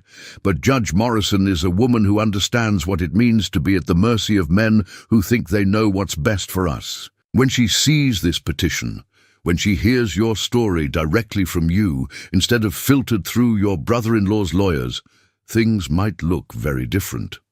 From the kitchen came the sound of Thatcher preparing coffee, and Sarah realized that throughout this conversation he had remained carefully in the background, allowing the women to speak without male interference. It was a sensitivity that spoke to his understanding of just how significant this moment was, not just for Sarah, but for every woman who had ever been told her own judgment couldn't be trusted. "There's more," said Alice Murphy, the blacksmith's daughter, a young woman with calloused hands and a direct way of speaking. "We've been asking around about this Marcus Lenning, and some interesting things have come to light. Turns out he's been through this territory before about 2 years ago, buying up mining claims from widows and families who'd lost their breadwinners in accidents." Sarah's head snapped up. "What kind of accidents?" "The kind that happened to men who ask too many questions about how the mining operations are run," Alice replied grimly. "My cousin worked some of those claims before the accidents started happening. Said there was talk among the miners about stolen equipment, false weight, reports, money that went missing from the company accounts." Mrs. Woods nodded. "And every time there was an accident, Marcus Lenning would show up within a week or two with legal papers and cash offers for the claims. Always presented himself as a concerned business partner, just trying to help out the bereaved families." "You're saying Thomas wasn't the first," Sarah said, the pieces of a larger picture beginning to fall into place. "We're saying your husband stumbled onto something much bigger than simple theft," Mrs. Hartwell replied, "and that makes your brother-in-law a very dangerous man indeed." The implications of this revelation hung heavy in the air. If Marcus had been systematically murdering miners and stealing their claims, then Sarah wasn't just an inconvenient witness to theft, she was a threat to an entire criminal enterprise. And that made her current situation far more perilous than any of them had initially realized. "Which is why," Mrs. Hartwell continued, "we're not content to simply wait for Judge Morrison to arrive. We're taking additional steps to ensure your safety and to gather evidence against Mr. Lenning." She produced another document from her reticule. "This is a letter to the territorial governor, signed by every person of standing in this community, requesting a full investigation into the mining claim transfers and the suspicious deaths associated with them. Dr. Harrison has also contacted colleagues in other territories where similar patterns may have occurred." Sarah felt a dangerous surge of hope. "Do you really think it will make a difference?" "I think," said Mrs. Woods with grim satisfaction, "that Marcus Lenning has made the mistake of assuming that frontier women are ignorant and powerless. He's about to learn otherwise." As if summoned by their conversation, the sound of approaching horses drew everyone's attention to the window. Through the falling snow, they could see Marcus's carriage returning, this time accompanied by additional riders. But instead of the intimidation factor he had clearly intended, the sight only strengthened the resolve of the women gathered in Thatcher's parlor. "Good," Mrs. Hartwell said crisply. "Let him see that Mrs. Lenning is not without allies. Alice, would you mind stepping outside and letting those gentlemen know that any attempt to harass Mrs. Lenning will be witnessed and reported to the appropriate authorities?" Alice Murphy grinned, revealing the kind of fierce pleasure that comes from finally having a legitimate target for long-suppressed anger. "My pleasure, Mum." As Alice strode toward the door, Mrs. Woods turned to Sarah with a serious expression. "Now, dear, I need you to tell us everything about those mining records you mentioned to Dr. Harrison. If we're going to build a case against your brother-in-law, we need to understand exactly what evidence we're working with." Sarah rose and retrieved the documents from their hiding place, spreading Thomas's careful notations across the kitchen table where the women could examine them. As they bent over the papers, their faces grew increasingly grave. "These numbers," Mrs. Hartwell said after several minutes of study, "if they're accurate, they show systematic theft over a period of months. This isn't opportunistic crime, this is organized fraud on a massive scale. And look at this," Miss Torres added, pointing to a series of dates. "These equipment losses all occurred within days of the miners being paid. Someone with inside knowledge was timing these thefts to maximize the financial impact." Mrs. Woods straightened, her expression grim. "Ladies, I think we're looking at evidence of murder for profit, carried out with the cooperation of corrupt officials and mining company representatives. This goes far beyond simple fraud." Outside, they could hear Alice's clear voice carrying across the yard. "Mr. Lenning, you and your associates are welcome to wait in town for Judge Morrison's arrival, but any attempt to approach this house or harass its occupants will be met with appropriate resistance." Marcus's reply was inaudible, but his tone suggested frustration and growing anger. The presence of witnesses was clearly not part of his preferred operating method. "We need to get these documents to safety," Mrs. Hartwell said decisively. "Multiple copies stored in different locations, with trusted people who can present them to the authorities if anything happens to Mrs. Lenning or the originals." "I can arrange that," Dr. Harrison said from the doorway, where he had been quietly observing. "My brother-in-law is a lawyer in Denver, and he has connections with federal marshals who investigate territorial corruption. If Mrs. Lenning consents, I can have copies of these documents in their hands within the week. Sarah looked around at the circle of determined faces, women who had their own struggles, their own concerns, but who had chosen to stand up against injustice when they saw it. The petition in Mrs. Hartwell's hands represented more than simple community support. It was a declaration that frontier women would not be silenced or ignored when their rights and safety were threatened. "Yes," Sarah said, her voice stronger than it had been in months. "Do whatever you think is necessary. I'm tired of being afraid, tired of running from the truth." Mrs. Woods smiled, the expression transforming her care-worn features. "That's the spirit, dear. Fear is a luxury we can't afford when dealing with men like Marcus Lenning. But courage is something that multiplies when it's shared." As the women began making plans for document preservation and evidence gathering, Sarah felt something shift inside her chest. For the first time since Thomas's death, she wasn't facing her problems alone.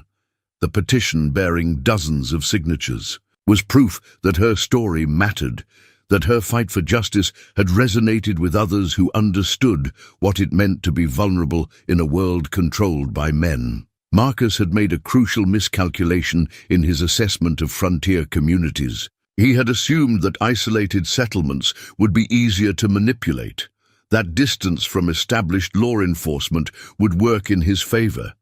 Instead, he had encountered something he hadn't expected, a community that took care of its own and didn't tolerate outside intimidation. The battle was far from over. But for the first time, Sarah began to believe they might actually win.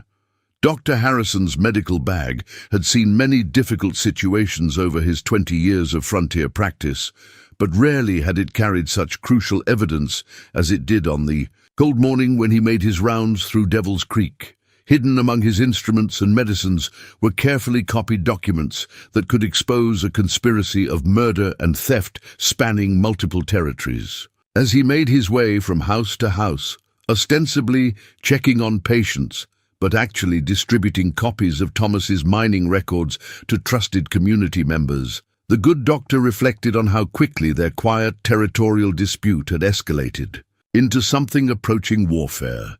His first stop was at the Hartwell house, where Eleanor waited with her husband Charles, the town's banker. Dr. Harrison had known Charles for 15 years and trusted him to understand the financial implications of what they had discovered. "These numbers are staggering," Charles said after reviewing the documents spread across his dining room table.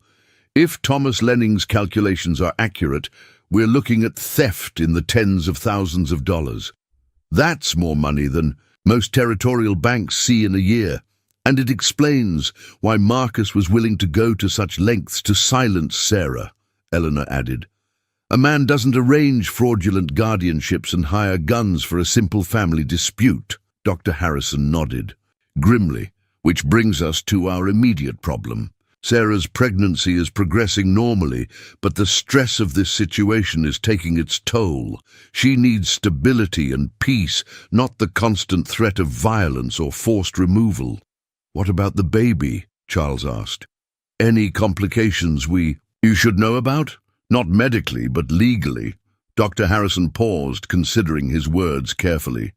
"If Marcus gains custody of Sarah, he'll also control the child. And a child represents the ultimate leverage over a mother. Sarah knows this, and it's affecting her more than she's willing to admit." Eleanor's expression hardened with determination. "Then we need to ensure that doesn't happen."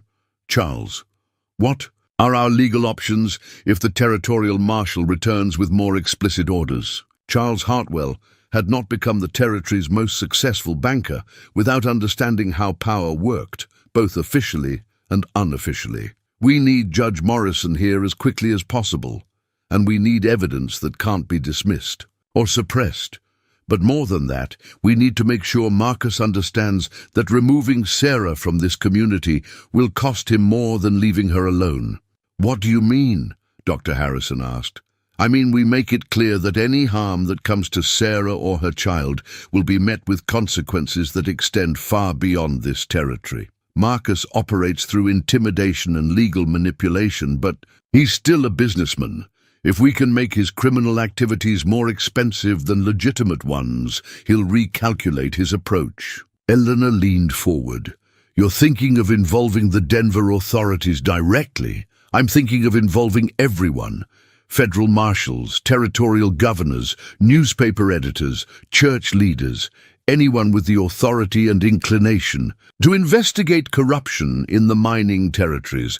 Make this too public and too complicated for Marcus to handle through his usual methods." As Dr. Harrison left the Hartwell house and continued his rounds, he found the same determination in every household he visited. The women's petition had sparked something larger than simple community support. It had awakened a collective sense of justice that transcended individual concerns. At the boarding house, Mrs. Woods had prepared a room for Judge Morrison's anticipated arrival and had begun documenting everything she could remember about Marcus's previous visits to the territory. "He stayed here 2 years ago," she told Dr. Harrison as she showed him her careful notes. "Quiet man, paid in gold, asked a lot of questions about local mining families. At the time, I thought he was just a businessman looking for investment opportunities." "What changed your mind?" "The accident started happening right after he left. 3 miners died in equipment failures within a month of his visit, and their widows all sold their claims to Eastern buyers within weeks of the funerals. Seemed like an awful coincidence at the time." Dr. Harrison studied her documentation with growing appreciation for the thoroughness of frontier women when they set their minds to a task. "This is excellent work, Catherine. Combined with Thomas's records, it establishes a clear pattern of criminal activity." "More than that," Mrs. Woods replied with grim satisfaction. "It shows that Sarah's situation isn't unique. There are other widows, other families who've been victimized by this man. If we can find them, if we can get them to speak up, we'd have multiple witnesses to a conspiracy spanning several territories," Dr. Harrison finished. Marcus would face federal charges, not just territorial disputes. Their conversation was interrupted by a commotion outside. Through the boarding house window, they could see a crowd gathering in the town's main street, their attention focused on a figure on horseback who was addressing them with obvious agitation. Dr. Harrison recognized Jake Morrison, Marcus's hired gun, and his presence in town without his employer suggested that the situation was escalating beyond Marcus's original plans. "Trouble," Mrs. Wood said quietly. They watched as Morrison gestured emphatically toward the edge of town, clearly trying to rally support for some kind of action. But the crowd's response was not what he had obviously expected. Instead of agreement, there were shouts of disagreement, hands pointing back toward Morrison himself, and the kind of body language that suggested a community closing ranks against an outsider. "He's trying to turn the town against Sarah," Dr. Harrison realized, "probably claiming she's a dangerous influence, or that harboring her puts everyone at risk." "Then he's about to learn something about frontier justice," Mrs. Woods replied, with a small smile. "This community doesn't respond well to threats from strangers." Indeed, as they watched, several of the town's men began moving toward Morrison with the kind of purposeful stride that suggested his welcome was being officially withdrawn. The gunman seemed to realize his tactical error and began backing his horse away from the increasingly hostile crowd. Dr. Harrison left the boarding house and made his way toward the disturbance, arriving just as Morrison was addressing Charlie Murphy, Alice's father, and the town blacksmith. "Just saying that harboring fugitives from the law isn't something a decent community should tolerate," Morrison was saying, his hand resting meaningfully on his gun. "When the federal authorities get involved, they won't distinguish between the criminals and the people who helped them." "Is that a threat?" Charlie Murphy asked, his own hands visibly empty but his stance suggesting he was far from intimidated. "It's a warning. Marcus Lenning has connections you people can't imagine. Judges, territorial officials, federal marshals, men who don't take kindly to communities that interfere with legal proceedings. And we," said a new voice from the crowd, "don't take kindly to hired guns who threaten our neighbors." Dr. Harrison turned to see Sheriff Tom Bradley approaching, his badge glinting in the weak winter sunlight. The sheriff's presence changed the dynamic immediately. Morrison was no longer facing an unorganized crowd, but a lawman with territorial authority. "Mr. Morrison," the sheriff continued, "I believe Mr. Lenning was informed that Mrs. Sarah Lenning would remain in this community pending Judge Morrison's review of her case. That decision hasn't changed." "Sheriff," Morrison replied, his tone carefully respectful but with an underlying edge, "I think you may be overstepping your authority here. Mr. Lenning has federal backing for his guardianship claim." "Does he? Because I've sent telegrams to the territorial capital requesting clarification on the jurisdictional issues involved, and I haven't received any confirmation of federal involvement. Until I do, Mrs. Lenning stays put." Dr. Harrison felt a surge of admiration for the sheriff's careful navigation of the legal complexities. By demanding official confirmation of federal authority, he was buying time while maintaining his own legal standing. Morrison's expression suggested he was calculating his options, none of which appeared particularly favorable. "This isn't over, Sheriff. Mr. Lenning isn't the kind of man who accepts defeat gracefully." "Then Mr. Lenning needs to understand that this isn't Pennsylvania," Sheriff Bradley replied calmly. "In Wyoming territory, we settle our disputes through proper legal channels, not through intimidation and force. If he has legitimate legal claims, Judge Morrison will review them fairly. If he doesn't..."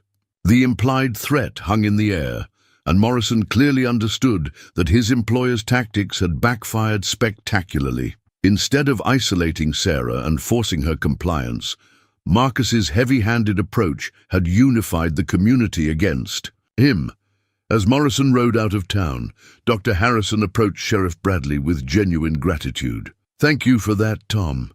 Things were getting tense. Just doing my job, Doc, but I have to tell you, this situation is more complicated than any of us initially realized. I've been getting reports from other territories about similar patterns: miners dying in suspicious accidents, widows losing their property to Eastern buyers, legal guardianships that don't quite add up." "How many territories?" "At least 3. That I know of, possibly more. If Mrs. Lenning's suspicions are correct, we're dealing with a criminal organization that operates across territorial boundaries. That makes it a federal matter, which complicates everything." Dr. Harrison considered the implications. "But it also means that if we can prove our case, Marcus faces much more serious consequences than simple fraud." "Exactly. Which is why Judge Morrison's review is so crucial. She needs to see not just the evidence related to Sarah's guardianship, but the broader pattern of criminal activity. If she rules in Sarah's favor and finds evidence of conspiracy, she can request federal investigation.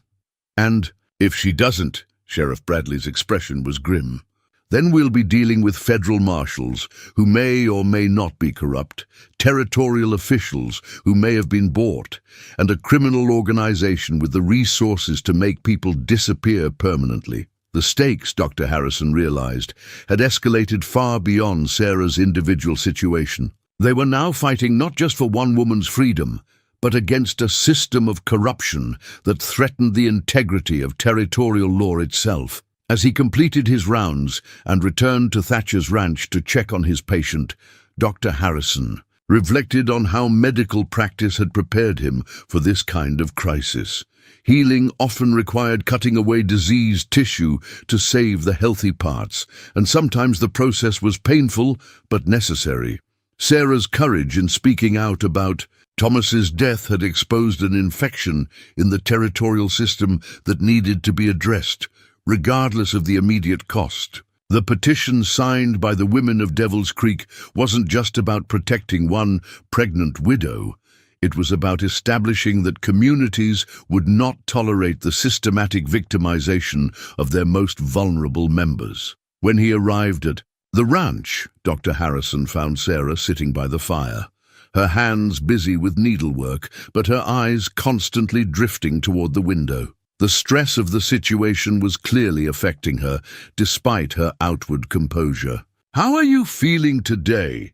he asked, settling into the chair across from her. "Physically, I'm well," she replied. "But mentally, I keep thinking about what Mrs. Wood said, about other widows who've been through this. How many women have suffered because Thomas and I were too naive to understand what we were up against? You can't blame yourself for not recognizing a sophisticated criminal operation," Dr. Harrison said gently. "Even experienced law enforcement officials have been fooled by Marcus's methods. But I could have acted sooner. I could have gone too. The authorities immediately after Thomas's death, instead of just running away, and likely would have been dismissed as a grieving widow with wild theories," the doctor replied. "Sarah, what you've accomplished by coming here, by finding the courage to speak out, has already saved other potential victims. The investigation that's beginning now will prevent Marcus from targeting other families." Sarah's hands stilled on her needlework. "Do you really think we can stop him?" Dr. Harrison considered his answer carefully. "I think that for the first time in his criminal career, Marcus Lenning has encountered a community that refuses to be intimidated. That's already more resistance than he's faced before, and it's clearly affecting his confidence. And if that's not enough, then we'll find another way. Because what you've started here, Sarah, this isn't just about one woman fighting for her rights. It's about establishing that justice is possible, even in remote territories, even for people without wealth or political connections. That's worth fighting for, whatever the cost." As evening approached and Thatcher returned from his own errands in town, bringing news that Judge Morrison was expected within the next few days, Sarah felt something she hadn't experienced since Thomas's death, not just hope but determination. The medical bag that had brought them crucial evidence was also a symbol of healing, and perhaps that's what this entire community needed. The chance to heal from the corruption that had infected their system of justice. The battle ahead would be difficult, but they were no longer fighting it alone. That evening, as Sarah sat by the fire mending one of Thatcher's shirts, a domestic task that had become both soothing and symbolically significant, she was surprised to see him enter the parlor carrying something small wrapped in a cloth.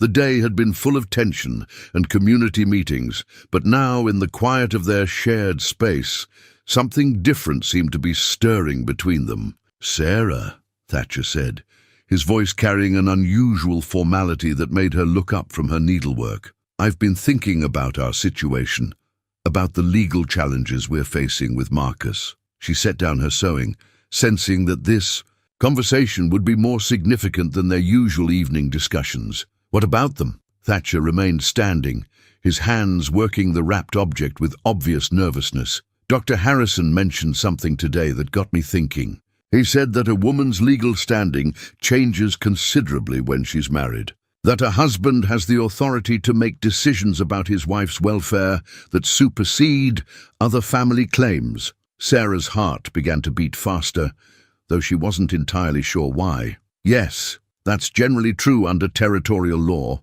and he also mentioned that Marcus's guardianship claim would be much weaker if you were under the protection of a husband rather than living as an unmarried woman in my household. The careful way he said "unmarried woman" made Sarah realize how precarious their arrangement had become in the eyes of the law and community.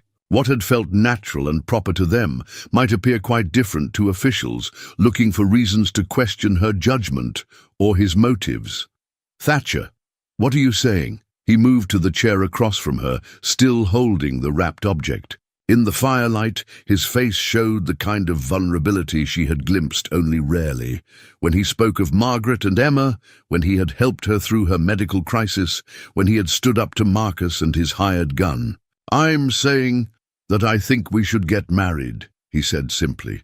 "For legal protection, for your safety, for the baby's future." The words hung in the air between them, and Sarah found herself studying his face for clues about his deeper feelings. A proposal for legal protection was pragmatic and sensible, but something in his expression suggested there might be more to his motivation than simple strategy. "A marriage of convenience," she said carefully. if that's what you want to call it. Thatcher's voice was quiet, but there was something in his tone that suggested he might hope for a different classification. Though I have to say, Sarah, that these past weeks, having you here, sharing meals and conversations, watching you bring life back to this house, it hasn't felt particularly convenient. What has it felt like? Thatcher was quiet for a long moment, his hands still working the cloth-wrapped object. It's felt like coming back to life after a long illness. Like remembering what it means to care about someone, to worry about their welfare, to look forward to seeing them at the end of each day. Sarah's breath caught at the honesty in his words. "Thatcher, I know it's not romantic," he continued, his voice gaining strength.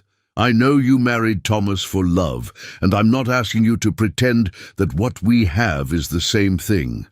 But I also know that what we have is real, whatever we choose to call it. And I know that I want to protect you and your child, not just from Marcus, but from anyone who might try to harm you." He unwrapped the object in his hands, revealing a simple gold band that caught the firelight with quiet beauty. "This was my mother's ring. Margaret never wore it. She wanted her own, something that was just ours. But Mother always said it was. Meant for a woman who needed strength more than luxury." Sarah stared at the ring, her mind racing with the implications of what he was proposing. Marriage to Thatcher would indeed solve many of their legal problems. Marcus's guardianship claim would be invalidated. Their living arrangement would become socially acceptable, and her child would have the protection of a father's name. But more than that, it would formalize something that had already begun to grow between them during these weeks of shared danger and domestic intimacy. "What about Margaret?" she asked softly. "What about your grief, your memories of her?" Thatcher's expression grew thoughtful. "Margaret would have liked you, Sarah. She would have understood that love isn't diminished by being shared, that the heart has room for more than one kind of caring. And she would have wanted me to be happy, to find purpose again. And would you be happy?" "I think," Thatcher said carefully, "that I already am. Happier than I've been in 3 years anyway. You've brought something to this house that I didn't realize was missing. Not just warmth and conversation, but hope.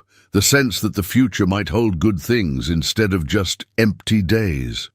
Sarah felt tears prick her eyes at the gentle honesty of his words. "I care about you too, Thatcher. More than I expected to, more than I probably should after such a short time." "Then marry me," he said simply. "Not because you have to, not because it's the practical solution to our problems, but because you want to build something together. Because you think we might be able to make each other happy." The proposal was everything Sarah hadn't known she wanted. Honest rather than passionate, based on proven compatibility rather than romantic promises, offered by a man who had already shown her his character through his actions rather than his words. It was the proposal of a mature man to a woman who had learned the difference between infatuation and genuine partnership. "Yes," she said, the word coming out more easily than she had expected. "Yes, I'll marry you." Thatcher's face transformed with a smile that was equal parts relief and joy. He slipped the ring onto her finger, and Sarah was surprised by how right it felt. Not foreign or uncomfortable, but like something that had been waiting for the proper moment to find its place. "There's one more thing," Thatcher said as he settled back in his chair. "If we're going to do this, we're going to do it properly. I want a real wedding, with the community present, with Dr. Harrison officiating, with all the legal documentation that Marcus can't challenge. I want everyone to understand that this isn't a desperate arrangement but a genuine commitment." "Won't that seem rushed? We've only known each other a few weeks."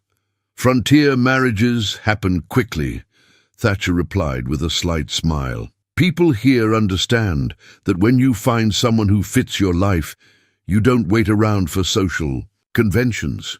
Besides, I have a feeling that Mrs. Hartwell and the other women would be delighted to plan a wedding.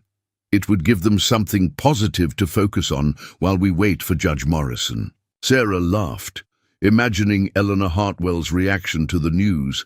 I think you're right about that. She does love a project. And it would send a clear message to Marcus that you have the full support of this community, not just as a temporary guest but as a permanent member.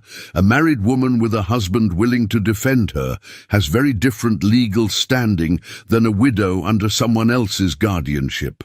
The strategic implications were indeed significant, but as Sarah looked at the ring on her finger and at Thatcher's face in the firelight, she found herself thinking less about legal protection and more about the unexpected happiness that had found her in the midst of crisis. Thomas had been the love of her youth, passionate and romantic and full of dreams about their future together. Thatcher offered something different but equally valuable: stability, companionship, and the kind of deep affection that grew from shared experience rather than shared dreams. When, she asked. As soon as it can be arranged. This weekend, if possible. Dr. Harrison is qualified to perform marriages, and I suspect half the territory will want to attend just to show their support. And after, when this crisis with Marcus is resolved. Thatcher considered the question seriously. Then we figure out how to be married, how to raise your child together, how to build the kind of life that honors both our pasts and our future. It won't always be easy, but I think we're both strong enough to handle whatever comes. Sarah nodded, feeling a sense of rightness settle over her like a warm blanket. I think so too. Outside, the wind picked up again, reminding them both of the harsh realities that surrounded their small island of warmth and safety. Marcus was still out there, still plotting, still dangerous. Judge Morrison had yet to arrive, and the legal battle ahead remained uncertain. But inside, by the fire that had become the heart of their shared domestic life, two people who had found each other in the midst of loss and danger were planning a future together. The ring on Sarah's finger caught the light as she returned to her mending.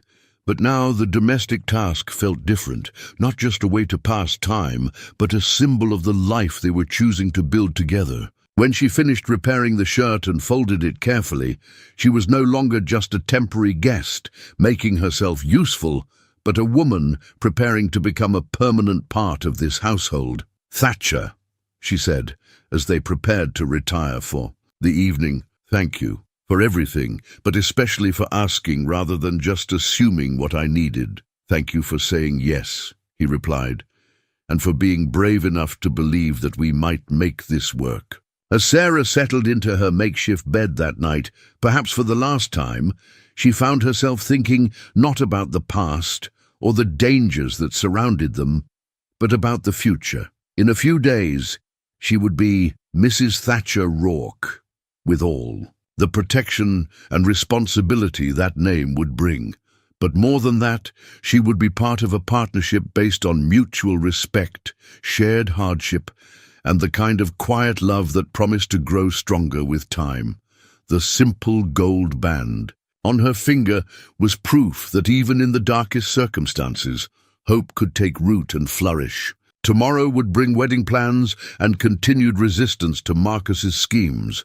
But tonight it was enough to know that she was no longer facing the future alone. The news of Sarah and Thatcher's engagement spread through Devil's Creek with the speed of wildfire, and by the following morning, Eleanor Hartwell was standing on their doorstep with a determined expression and an armload of fabric samples. Behind her came a parade of women, carrying everything from wildflowers to recipe cards, their faces bright with the kind of enthusiasm that comes from having a joyous project to offset the tension of recent events. "My dear Sarah," Eleanor announced, as she swept into the house, "we have exactly 3 days to plan a proper wedding, and I refuse to let the circumstances diminish what should be a celebration of hope and love, conquering adversity." Sarah found herself both amused and touched by the invasion of helpful neighbors. In Pennsylvania, her wedding to Thomas had been a modest affair arranged by his family,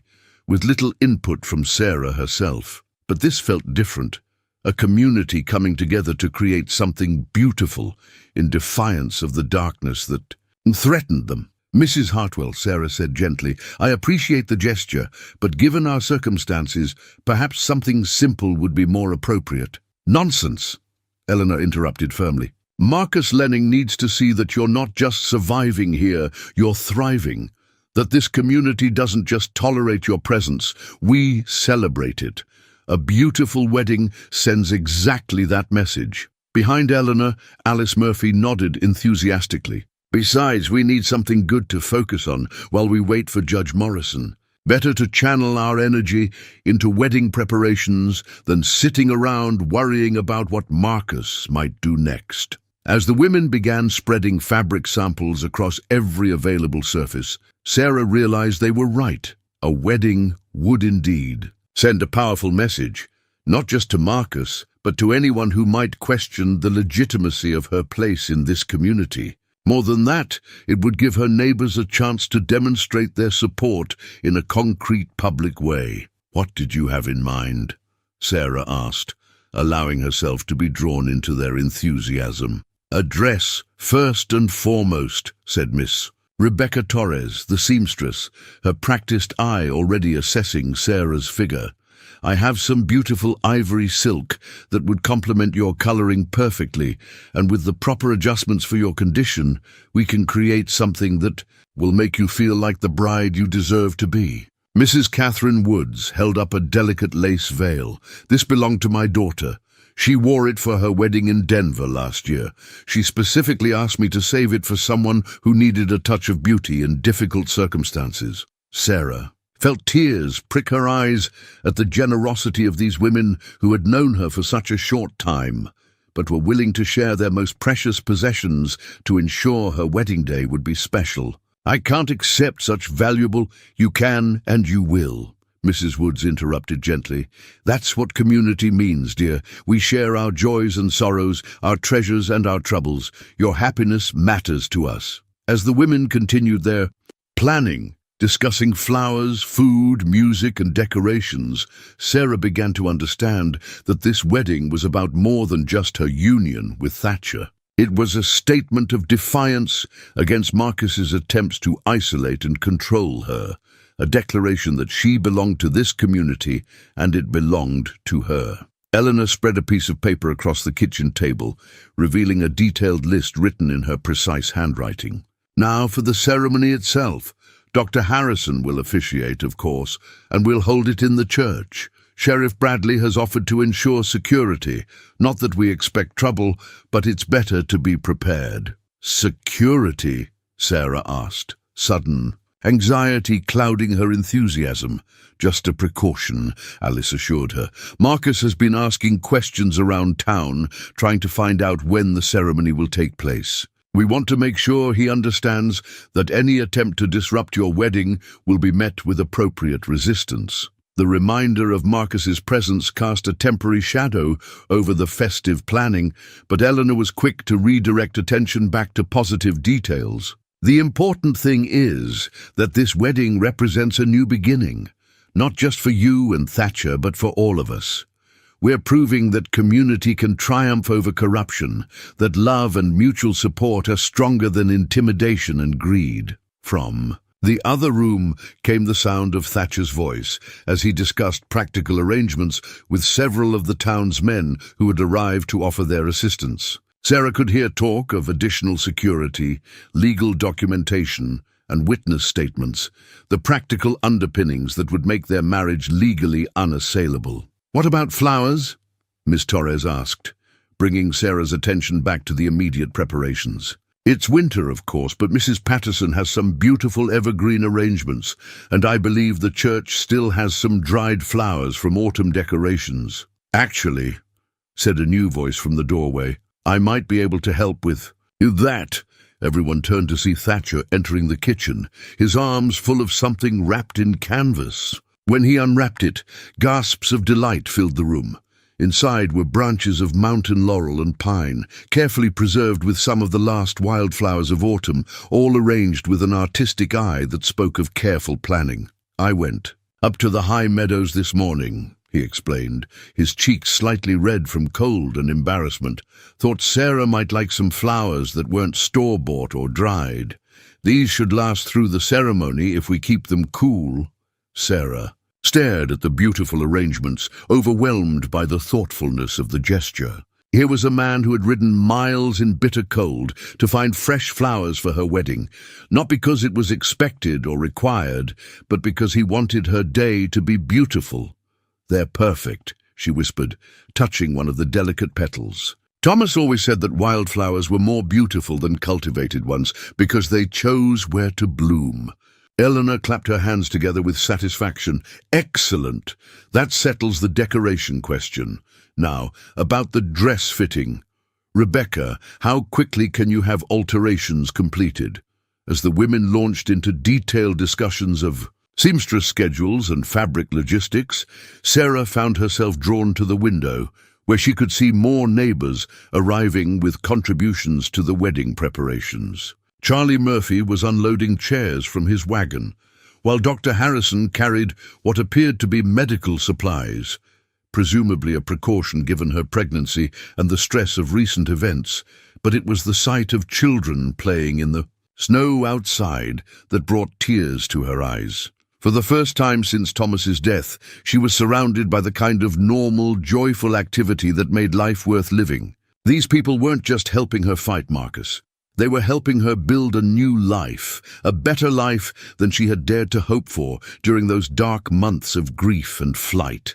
"Sarah," Thatcher said quietly, appearing beside her at the window, "are you having second thoughts? This is all happening very quickly." She turned to study his face, seeing in his expression the same mixture of hope and uncertainty that she felt. "Are you? Not about marrying you," he said firmly, "but I want to make sure this is what you want, not just what circumstances are forcing on you. When the crisis with Marcus is over, when you're safe and free to make your own choices, I want you to be glad you said yes." Sarah reached for his hand, intertwining their fingers as she had grown accustomed to doing during their evening conversations. "Thatcher, I've learned something about myself these past weeks. I'm stronger than I thought I was, but I'm also not meant to be alone. Thomas was gone before I realized how much I needed partnership, companionship, someone to share both burdens and joys. And you think we can have that? I think we already do. The wedding will just make it official." Behind them, the women continued their animated planning, their voices mixing with the sounds of men arranging furniture and children playing outside. It was the kind of communal effort that happened naturally in frontier communities when neighbors faced shared challenges, but it felt like something more, a celebration of the possibility that good things could emerge from difficult circumstances. Eleanor approached them with a satisfied expression. "Everything is arranged. The ceremony will be Saturday afternoon, which gives us time for all the preparations and allows word to spread to the surrounding ranches. Half the territory will be here to witness your vows." "Half the territory?" Sarah repeated, suddenly aware of the magnitude of what they were planning. "Including some very important people," Eleanor continued with obvious satisfaction. "Judge Morrison sent word that she'll arrive Friday evening specifically to attend the wedding. She's quite interested in meeting you, Sarah, and in understanding the community support you've received." The news that Judge Morrison would be present for the wedding was both reassuring and nerve-wracking. On one hand, it meant that their marriage would be witnessed by the very person who would decide Sarah's legal fate. On the other hand, it added considerable pressure to an already emotionally charged event. "That's good news," Thatcher said, though Sarah could hear the tension in his voice. "It means we'll have official legal oversight of the proceedings. And it means Marcus will have to be very careful about any disruptions he might be planning," Alice added with grim satisfaction. "Even he won't want to cross a territorial judge in front of half the territory's residents." As the afternoon wore on and the preparations took shape around them, Sarah began to feel something she hadn't experienced since Thomas's death. Anticipation for the future rather than dread. The borrowed wedding dress taking shape under Rebecca's skilled hands was more than just clothing. It was a symbol of new beginnings, of the possibility that love could indeed triumph over loss and fear. The community's investment in their wedding was creating something larger than a simple ceremony. It was establishing Sarah's place in Devils, Greek not as a temporary refugee, but as a permanent resident with rights and relationships that Marcus couldn't simply dissolve with legal papers. By evening, when the last of the helpers had departed and the house had returned to its usual quiet, Sarah and Thatcher found themselves sitting by the fire, surrounded by the evidence of their neighbours' generosity: fabric samples, flower arrangements, food contributions, and detailed lists of everything still to be accomplished. "Are you ready for this?" Thatcher asked. Gesturing at the organized chaos around them, Sarah looked at the wedding dress hanging carefully on a peg near the fire, at the wildflowers Thatcher had gathered for her, at the ring on her finger that caught the firelight with quiet promise. "I'm ready," she said, and realized she meant it completely. In 3 days, she would become Mrs. Thatcher Rourke in front of half the territory, with Judge Morrison as witness and the full support of a community that had chosen to stand with her against Marcus's threats. It was more protection and more happiness than she had dared to hope for, and it was all becoming real with startling speed. The borrowed wedding dress would make her beautiful, but the community's support would make her strong, and that, she realized, was exactly what she needed to face whatever challenges lay ahead. Saturday morning dawned clear and cold, with the kind of crystalline winter light that made the snow-covered landscape sparkle like scattered diamonds. Sarah woke to the sound of activity throughout the house. Eleanor Hartwell had arrived before sunrise with a small army of helpers, and the kitchen was already filled with the aromas of wedding breakfast and last-minute preparations. "The bride stays in bed until we're ready for her," Eleanor announced firmly when Sarah attempted to rise and help with the preparations. "Today you are not lifting a finger. That's what the rest of us are here for." From her place by the window, Sarah could see wagons and riders arriving from all directions, neighbors from distant ranches, townspeople in their finest clothes, even some faces she didn't recognize who had apparently traveled considerable distances to witness the ceremony. The sight filled her with equal measures of gratitude and nervous anticipation. Alice Murphy appeared in the doorway, carrying a breakfast tray. "Eat," she commanded with characteristic directness. "Rebecca needs you to have some color in your cheeks for the dress fitting. And Dr. Harrison says the baby needs proper nutrition, regardless of wedding day nerves." As Sarah dutifully consumed eggs and toast she barely tasted, the house around her hummed with purposeful activity. Through the thin walls, she could hear Eleanor directing traffic, Rebecca making last-minute alterations, and the sound of furniture being rearranged to accommodate the post-ceremony celebration. "Where's Thatcher?" Sarah asked, suddenly realizing. She hadn't seen her intended groom since the previous evening.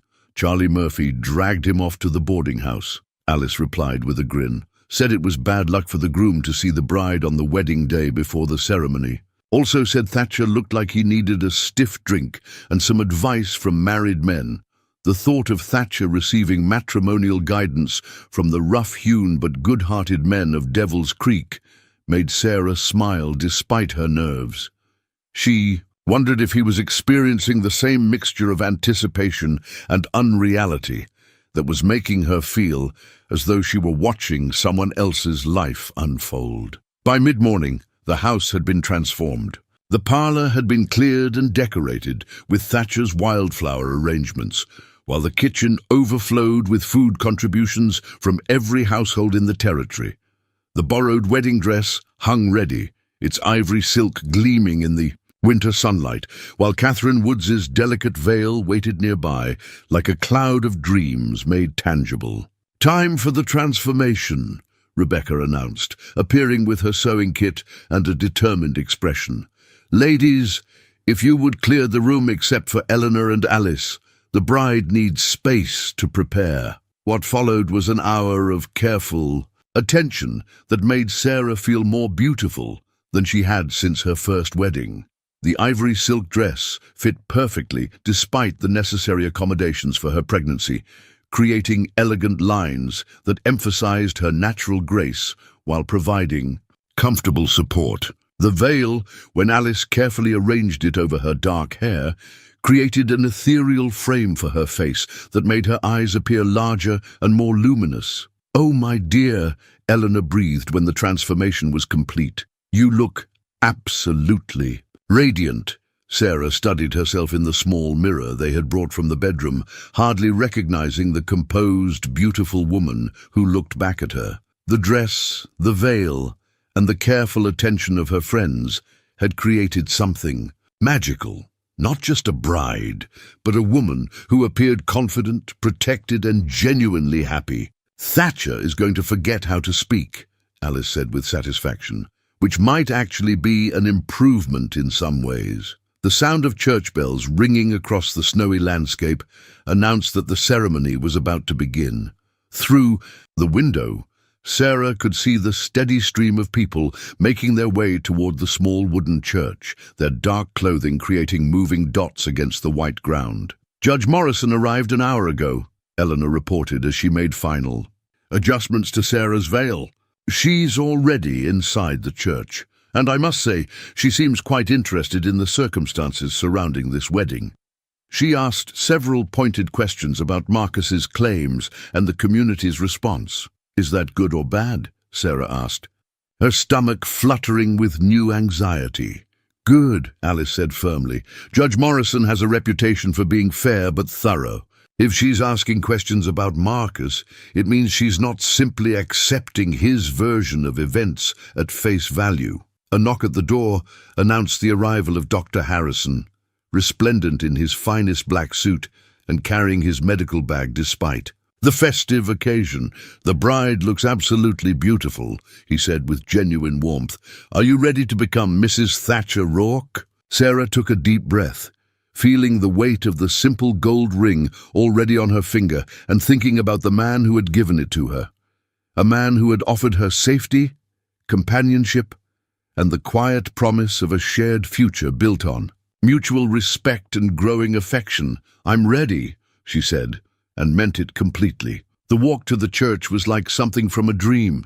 Every step of the way, Sarah was surrounded by neighbors and friends who had chosen to support her against the forces that threatened her safety and happiness. Children threw handfuls of dried flower petals despite the cold. Women called out blessings and good wishes, and men nodded respectfully as she passed. But it was the sight that greeted her at the church that truly took her breath away. Every pew was filled, and people stood along the walls and even outside the open doors, despite the bitter cold. At the front of the church, she could see Thatcher waiting beside Dr. Harrison, his face transformed by a smile that made him appear years younger. The wedding rings they would exchange lay on a small table near the altar. His mother's simple gold band that Sarah already wore, and a broader ring of the same metal that would mark Thatcher as a married man. Beside the rings sat an unexpected addition, a small bouquet of the wildflowers Thatcher had gathered, carefully preserved and bound with ribbon donated by one of the townswomen. Judge Morrison sat in the front pew, her keen eyes taking in every detail of the ceremony and the community response. She was a woman in her 50s, with silver hair and the kind of bearing that suggested she was accustomed to making important decisions under pressure. Her presence lent an official weight to the proceedings that made Sarah feel both protected and scrutinized. As Sarah walked down the aisle on Dr. Harrison's arm, the doctor serving as both efficient and surrogate father in the absence of her own family, she could see Marcus Lenning standing at the very back of the church. His presence was like a cold shadow in the midst of warmth and celebration, but the fact that he hadn't dared to object or interfere spoke to the power of community. Solidarity. Morrison stood beside Marcus, his hand resting meaningfully on his gun despite the sacred setting. But surrounding them were dozens of Devil's Creek residents whose own hands rested just as meaningfully on their own weapons. The message was clear. Any disruption would be met with immediate and overwhelming response. When Sarah reached the altar and turned to face Thatcher, the rest of the church seemed to fade away. Here was the man who had taken her in when she had nowhere else to go, who had defended her against legal and physical threats, who had offered her not just protection, but partnership. His brown eyes held warmth, determination, and something that looked very much like love. Not the passionate romance of her youth, but the deeper affection that came from shared trials and mutual respect.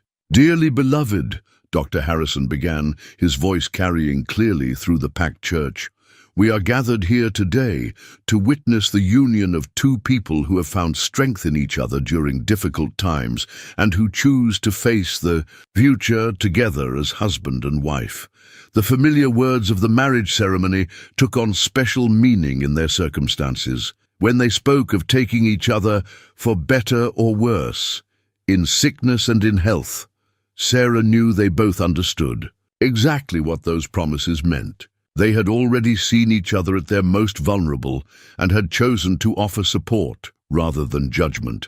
"Do you, Thatcher, take Sarah to be your lawfully wedded wife, to love, honor, and protect her for as long as you both shall live?" "I do," Thatcher said, his voice steady and sure. "Do you, Sarah, take Thatcher to be your lawfully wedded husband, to love, honor, and stand with him for as long as you both shall live?" Sarah looked into Thatcher's eyes and saw their entire shared future reflected there. Quiet, domestic happiness. The raising of her child as their own, the slow building of trust and affection into something deeper and more lasting. "I do." The exchange of rings was both simple and profound.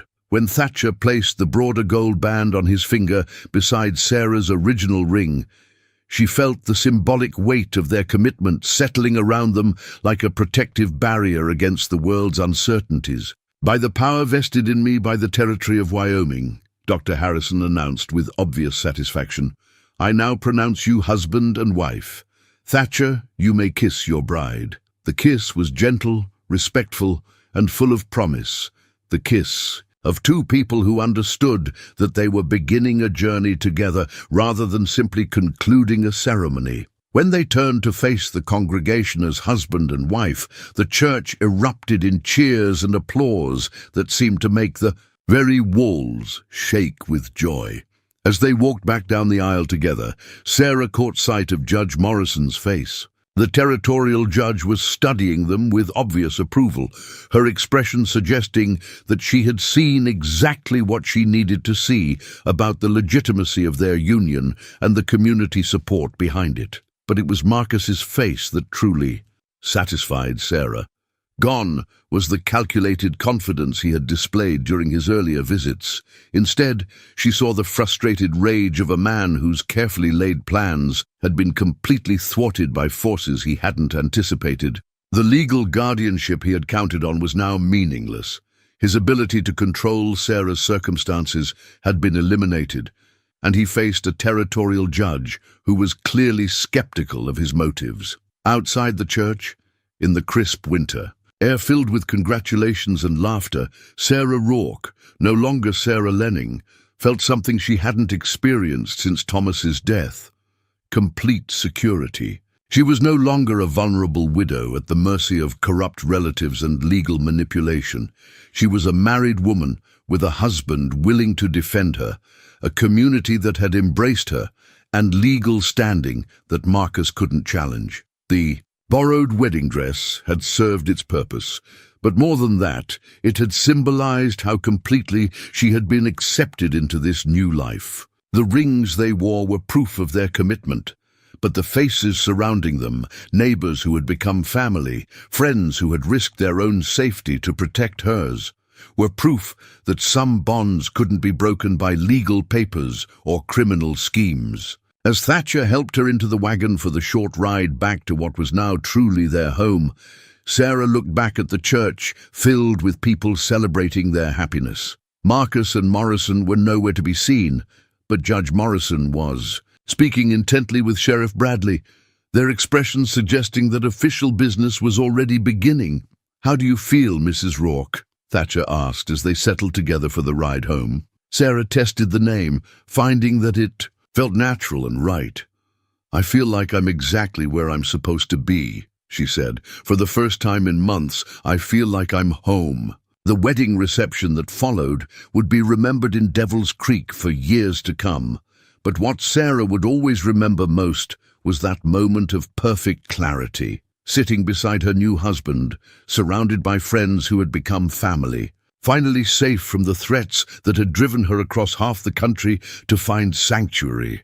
She was no longer running from her past, but building toward her future.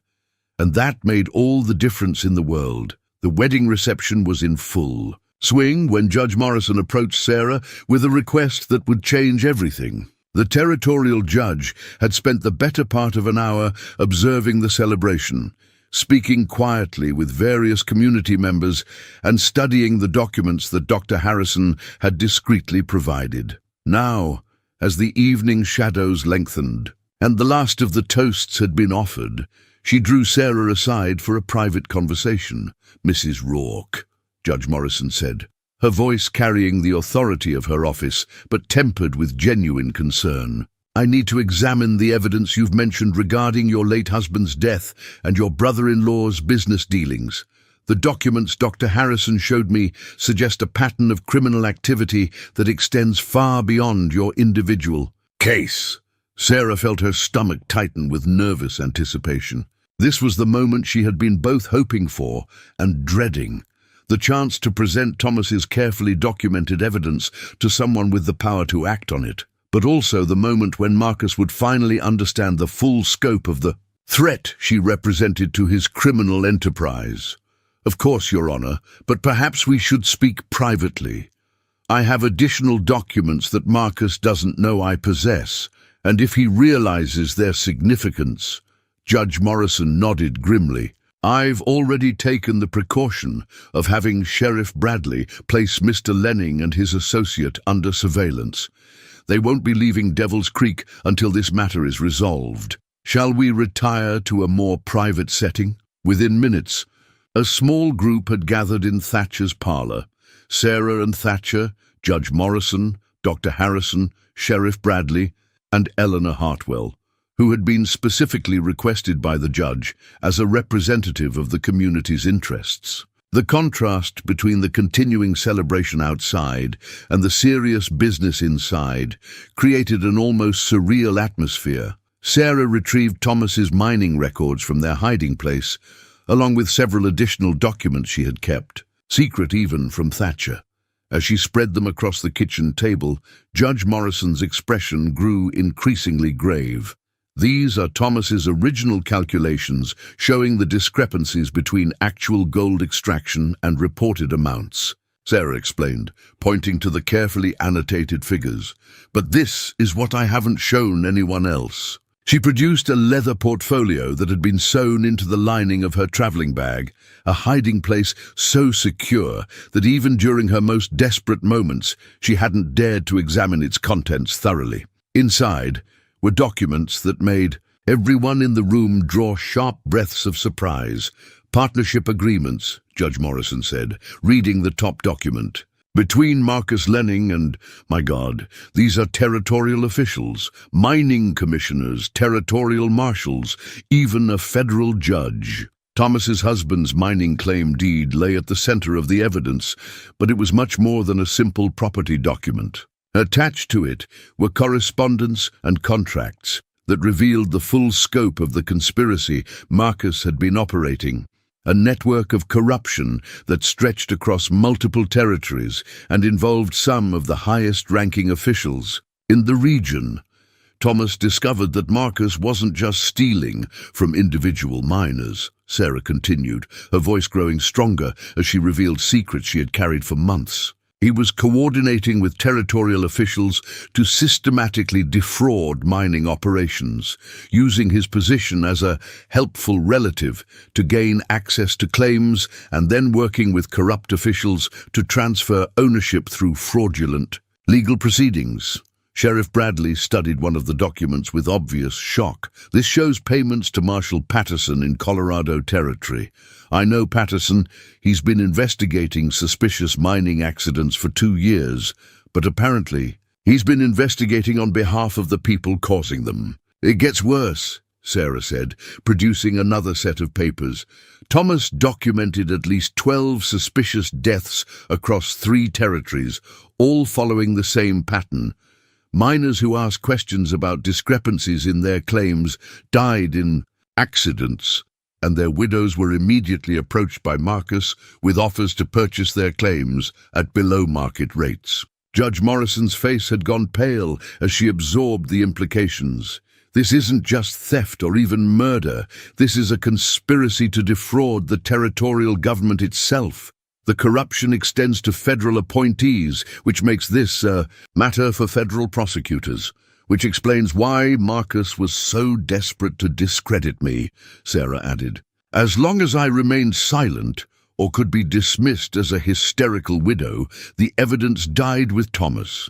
But if I were to present this information to honest authorities, his entire operation would collapse, Thatcher finished grimly, and everyone involved would face federal charges, including treason.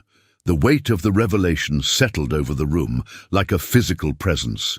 Sarah had known that Marcus was dangerous, but the full scope of his criminal network was staggering. No wonder he had been willing to go to such lengths to gain control over her. She possessed evidence that could destroy not just him, but dozens of corrupt officials across the Western Territories. Mrs. Rourke, Judge Morrison said formally, I'm going to ask you to make these documents available for federal investigation.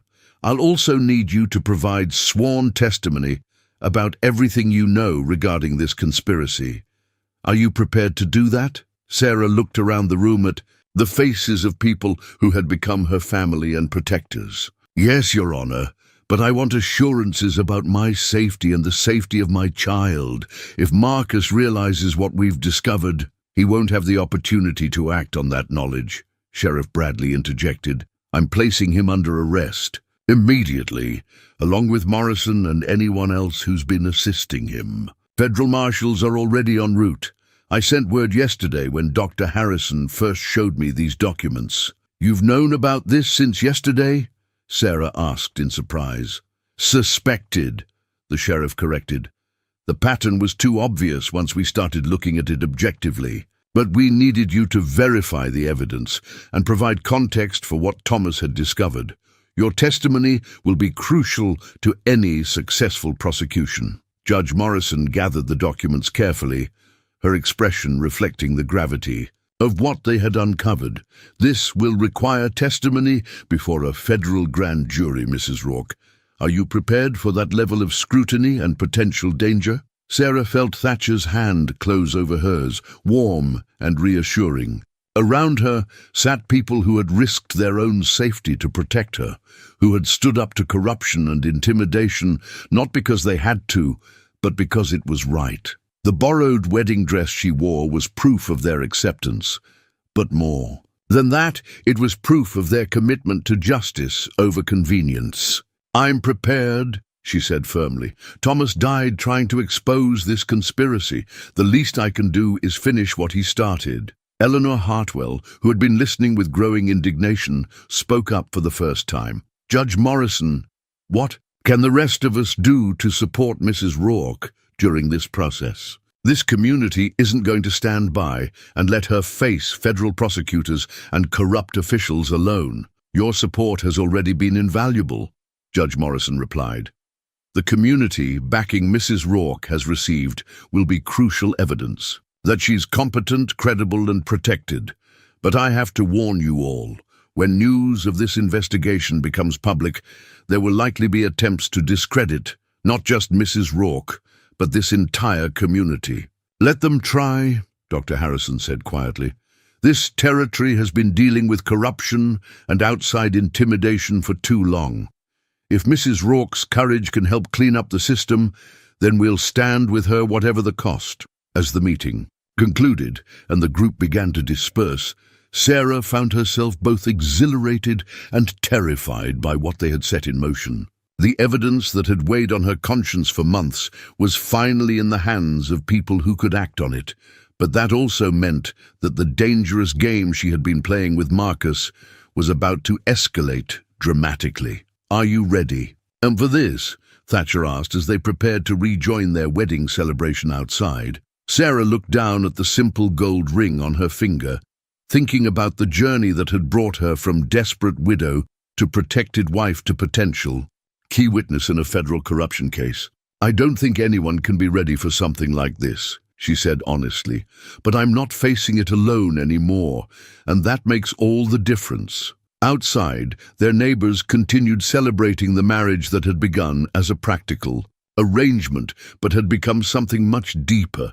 But inside, in the quiet of their parlor, they had just triggered a chain of events that would expose one of the largest corruption scandals in territorial history. The mining claim deed that had started as simple evidence of theft had revealed itself to be the key to a vast criminal conspiracy. Thomas's death had not been an isolated incident, but part of a systematic campaign of murder and fraud that had victimized dozens of families across the Western Territories. As Sarah rejoined her wedding reception, she carried with her the knowledge that her fight with Marcus was about to become much larger and more dangerous than she had ever imagined. But she also carried the knowledge that she was no longer a vulnerable widow at the mercy of corrupt relatives. She was a married woman with a community behind her and evidence that could bring justice not just for Thomas, but for all the other victims of Marcus's criminal enterprise. The borrowed wedding dress that had symbolized her acceptance into the community would soon represent something even more significant: the transformation of a victim into an instrument of justice. And that, Sarah realized, was exactly what Thomas would have wanted.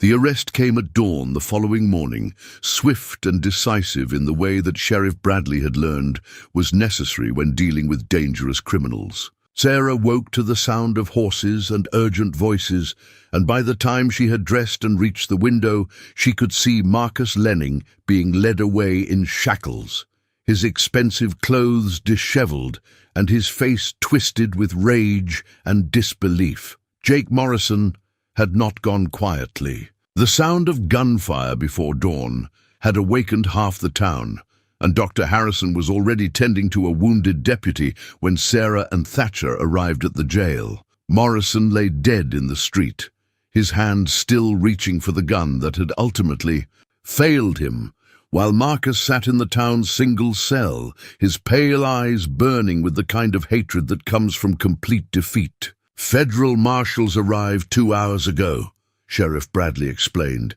as they gathered in his office. "When we went to arrest Lenning and Morrison, Morrison opened fire.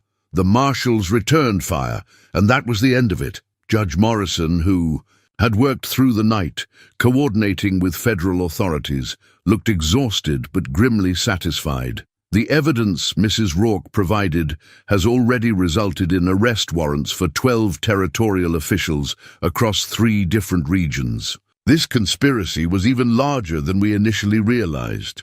Sarah stared through the window at Marcus's expensive carriage, now abandoned and serving as a stark reminder of how quickly circumstances could change. Yesterday, he had been a powerful man with connections and resources that seemed unassailable. Today, he was a federal prisoner facing charges that could result in death by hanging. "What happens now?" Thatcher asked, his arm protectively around Sarah's shoulders. "Mrs. Rourke will need to provide formal testimony to a federal grand jury." "In Denver," Judge Morrison replied. "Her evidence is crucial to the prosecution's case, but her safety is obviously a concern. There may be other members of this conspiracy who aren't yet in custody." "How long will the trial process take?" Sarah asked, one hand resting on her swollen belly. Her pregnancy was advancing rapidly, and the stress of recent events had made her increasingly aware that her child would be born into whatever circumstances emerged from this legal battle.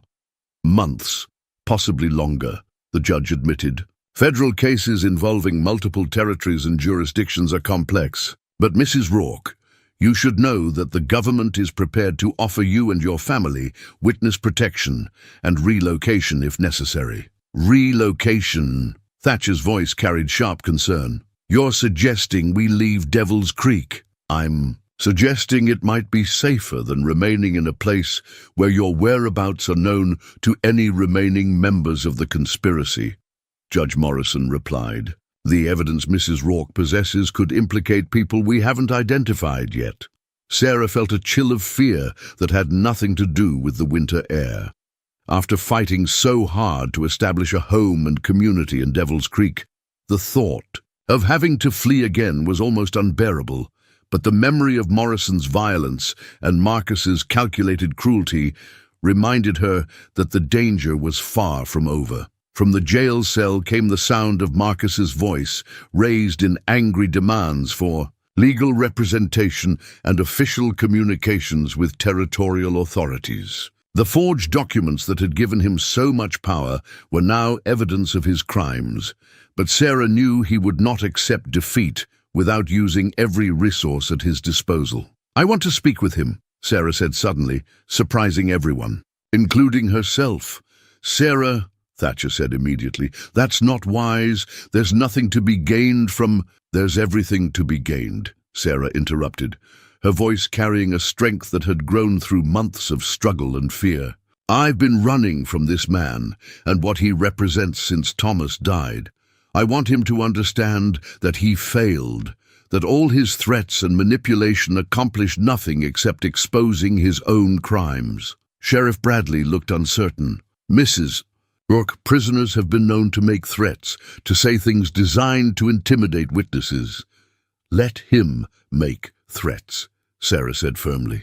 "I want him to see what he created by trying to destroy me.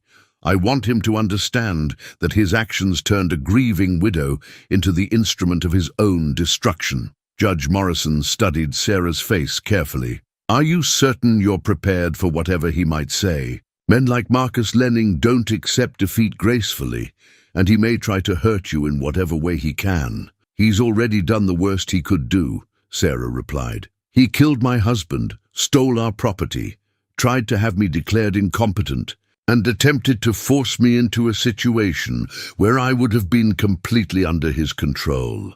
What could he possibly say that would be worse than what he's already done?" After several minutes of discussion, it was agreed that Sarah could speak with Marcus under carefully controlled conditions. Sheriff Bradley would be present, along with Thatcher and one of the federal marshals. The conversation would be brief and would end immediately if Marcus became threatening or abusive. As they approached the jail cell, Sarah could see Marcus sitting on the narrow cot, his usually immaculate appearance disheveled, and his pale eyes fixed on something beyond the bars. When he saw her approaching, his expression shifted from defeated resignation to calculating interest. "Well," Marcus said, his voice carrying the same smooth tones that had once fooled her into thinking he was genuinely concerned for her welfare. "The blushing bride comes to gloat over her enemy's misfortune. How very Christian of you, Sarah." "I didn't come to gloat," Sarah replied calmly. "I came to understand. You had money, position, a successful business. Why wasn't that enough? Why did you need to steal from people who had so little?" Marcus laughed, but there was no humor in the sound. "Steal? My dear girl, I was providing a service. Those miners were going to lose their claims anyway. Most of them were too ignorant to manage their affairs properly. I simply expedited the process and ensured that the resources went to people who could use them productively. By murdering them, by removing obstacles to progress," Marcus corrected, his tone suggesting he genuinely saw no moral distinction. "Thomas, for instance, was causing problems for everyone with his endless questions and accusations. His death was unfortunate, but necessary." The casual admission of murder, spoken as if discussing a business transaction, made Sarah's stomach turn, but it also strengthened her resolve. This was the man who had killed her husband, who had tried to steal her future, who had viewed her and her unborn child as nothing more than obstacles to be removed or controlled. "You made one crucial mistake," Sarah said quietly. "You assumed that because I was a woman and a widow, I would be helpless. You didn't consider that I might be strong enough to fight back, or that I might find people willing to help me." Marcus's expression darkened. "Your little community victory is temporary. Sarah, the men I worked with have resources you can't imagine. Even if I'm convicted, even if I hang, there will be consequences for what you've done. Is that a threat? Sheriff Bradley interjected, his hand moving to his weapon. It's a statement of fact, Marcus replied calmly. Sarah has made enemies she doesn't even know about, people who will view her testimony as a personal attack on their interests. Moving to this godforsaken frontier may have given her temporary safety, but it won't protect her forever.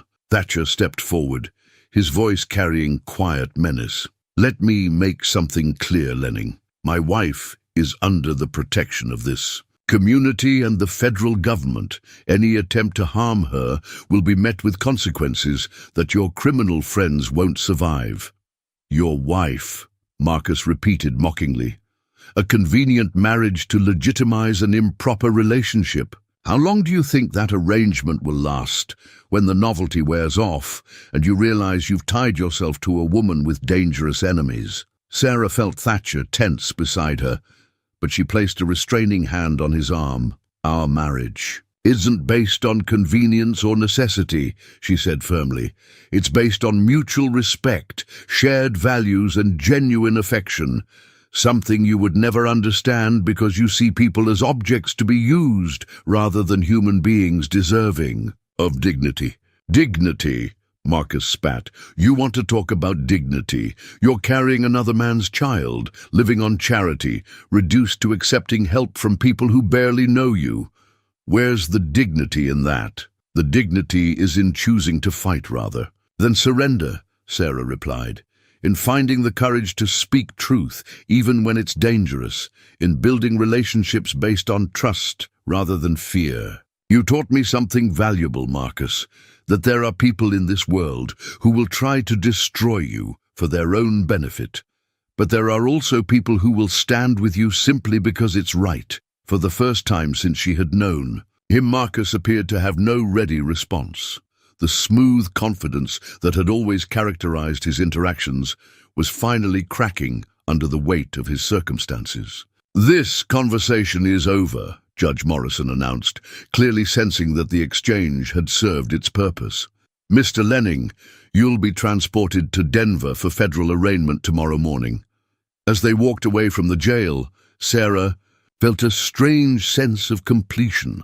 The man who had haunted her dreams and driven her across half the country in fear was revealed to be not a powerful adversary, but a petty criminal whose schemes had finally collapsed under their own weight. Are you all right?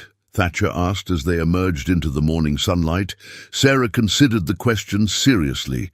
Was she all right? Yesterday she had been a bride celebrating her wedding with a community that had embraced her. Today she was a federal witness whose testimony could help dismantle a criminal conspiracy, but who might have to abandon the home she had fought so hard to establish. I'm not sure, she said honestly. But I'm not afraid anymore. Marcus tried to make me believe I was powerless, that I had no choice but to accept whatever he decided was best for me. Now I know that was a lie. I do have choices, and I have people who will support whatever choice I make. The forged documents that had been Marcus's primary weapon against her were now evidence of his own crimes. The legal system he had manipulated to gain control over her circumstances was now turned against him, and the community that had rallied to her defense had proven that ordinary people could stand up to corruption and win. As they walked back toward their home, the house that had become a symbol of safety and new beginnings, Sarah realized that whatever challenges lay ahead, she would face them not as a victim, but as a woman who had discovered her own strength and the power of community solidarity. The confrontation with Marcus had provided the closure she needed, but more than that, it had confirmed what she had learned over these past weeks, that courage was not the absence of fear, but the decision to act despite fear, and that justice was possible even in the face of overwhelming odds. 3 weeks after Marcus's arrest, as Sarah prepared for her journey to Denver to testify before the federal grand jury, she received an unexpected gift that would carry profound meaning for the trials ahead. Mrs. Catherine Woods approached her one morning with a small, worn locket that had belonged to her own mother, a woman who had faced her own struggles in the early days of territorial settlement. "This has been in my family for 3 generations, Mrs. Woods explained as she fastened the delicate chain around Sarah's neck. "My grandmother wore it when she testified against claim jumpers who had murdered her husband. My mother wore it when she faced down a corrupt territorial judge who tried to steal our land. Now I want you to wear it when you stand up to the people who killed Thomas." The locket was simple silver, tarnished with age, but beautiful in its understated elegance. Inside was a tiny photograph of a stern-faced woman with kind eyes, Mrs. Woods's grandmother, who had apparently been the first in a line of strong women who refused to be intimidated by men who thought power gave them the right to victimize others. "I can't accept something so precious," Sarah protested, but Mrs. Woods waved away her objections. "You can and you will. That locket has given strength to women in my family for 60 years. Now it's going to give strength to you when you need it most." The significance of the gesture was not lost on Sarah. The locket represented more than family history. It symbolized the continuity of women's resistance to injustice, the passing down of courage from one generation to the next. As she touched the smooth silver surface, Sarah felt connected not just to Mrs. Woods's family, but to all the women who had fought for justice in impossible circumstances. The past 3 weeks had been a whirlwind of preparation for her testimony. Federal prosecutors had arrived from Denver to interview her extensively about Thomas's discoveries and Marcus's criminal network. Each session revealed new depths to the conspiracy, connections to mining companies, territorial officials, and even federal appointees who had used their positions to facilitate systematic theft and murder. Sarah's pregnancy had progressed to the point where travel would soon become dangerous, which added urgency to the legal proceedings. Dr. Harrison had insisted that she would need to return from Denver well before her due date, regardless of the trial schedule. The baby she carried would be born into whatever world emerged from this legal battle. "The prosecutors are confident about the case," Thatcher reported after meeting with the federal attorneys. "Your testimony, combined with Thomas's documentation and the evidence they've gathered from other territories, should be enough to secure convictions for the entire conspiracy." "And after?" Sarah asked, one hand resting on her rounded belly. "What happens to us once the trials are over?" It was a question that had haunted both of them during the weeks of preparation. The federal marshals had made it clear that relocating to a new territory under assumed names was still the safest option, despite the successful arrests. Criminal conspiracies of this magnitude often had connections that remained hidden until after the principals were convicted. "We could start over somewhere else," Thatcher said carefully. "Colorado Territory, maybe, or even California. Build a new life where no one knows our history." But Sarah could hear the reluctance in his voice. Devil's Creek had become home for both of them, not just a place they lived, but a community they belonged to. The thought of abandoning the people who had stood with them against Marcus's threats felt like another kind of defeat. "Or we could stay and fight for the life we've built here," Sarah said. "Show anyone who might threaten us that this community won't be intimidated." Eleanor Hartwell, who had been listening quietly from the kitchen where she was helping prepare for Sarah's departure, spoke up with characteristic directness. "If you ask me, running away would be exactly the wrong message to send. You've proven that ordinary people can stand up to corruption and win. Leaving now would suggest that the victory was temporary. But staying could put everyone at risk," Sarah pointed out.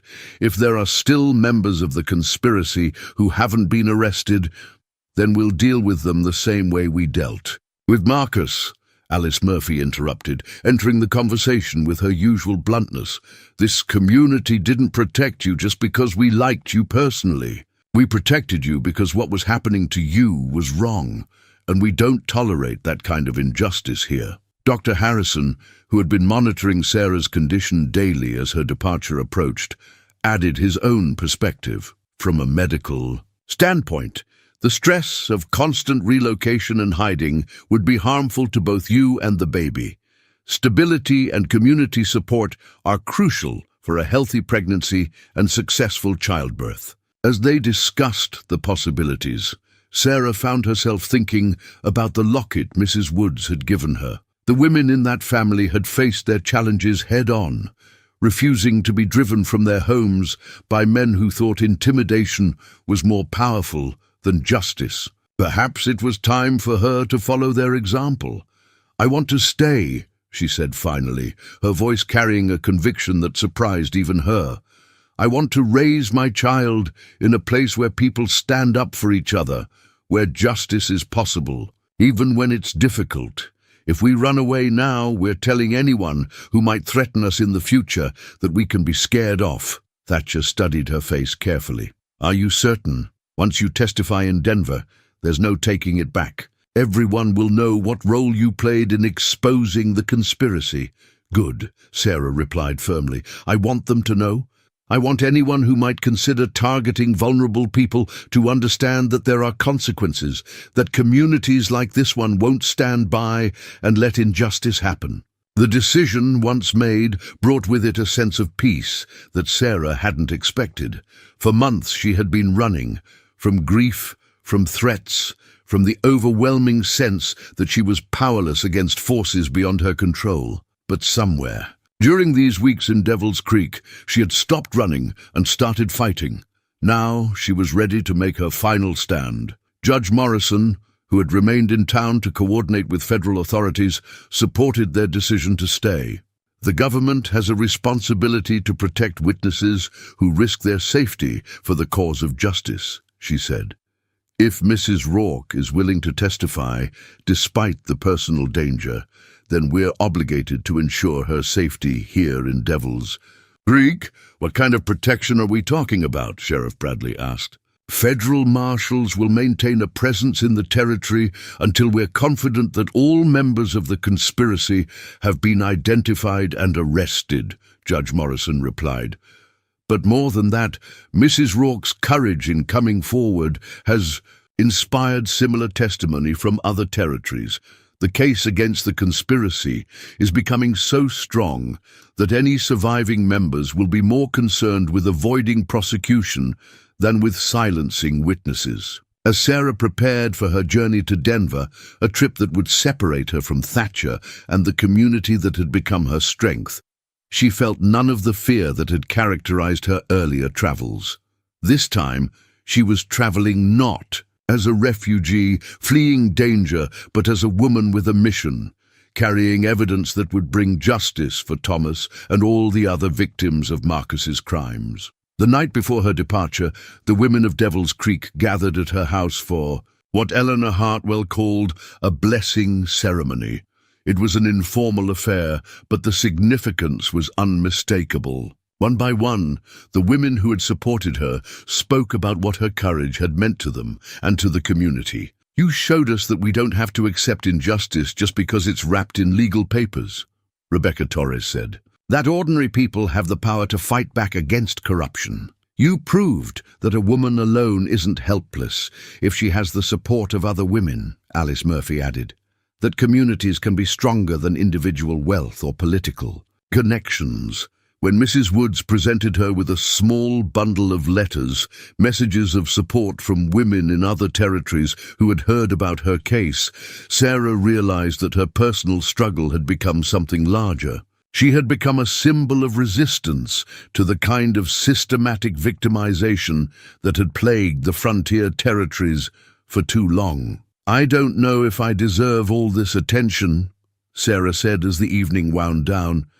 "I was just trying to survive, to protect my child. And that's exactly why you deserve it," Eleanor replied. "You didn't set out to be a hero, Sarah. You just refused to give up when powerful people tried to destroy you. That's the kind of courage that changes the world." As the women departed and Sarah prepared for what might be her last night in the house that had become her sanctuary, She touched the locket Mrs. Woods had given her and thought about the generations of strong women whose legacy she was carrying. Forward, tomorrow she would travel to Denver to face federal prosecutors, defense attorneys, and possibly members of the criminal conspiracy who had not yet been arrested. She would tell her story under oath, knowing that her words could help convict murderers and thieves, but also knowing that doing so would make her a permanent target for anyone seeking revenge. But tonight, surrounded by the evidence of community, support, and wearing a locket that connected her to a tradition of women who had refused to be victimized, Sarah Rourke felt ready for whatever challenges lay ahead. She was no longer running from her past, but walking confidently toward a future built on justice and mutual support. The final stand she was preparing to make was not just for herself or even for Thomas, but for every person who had ever been.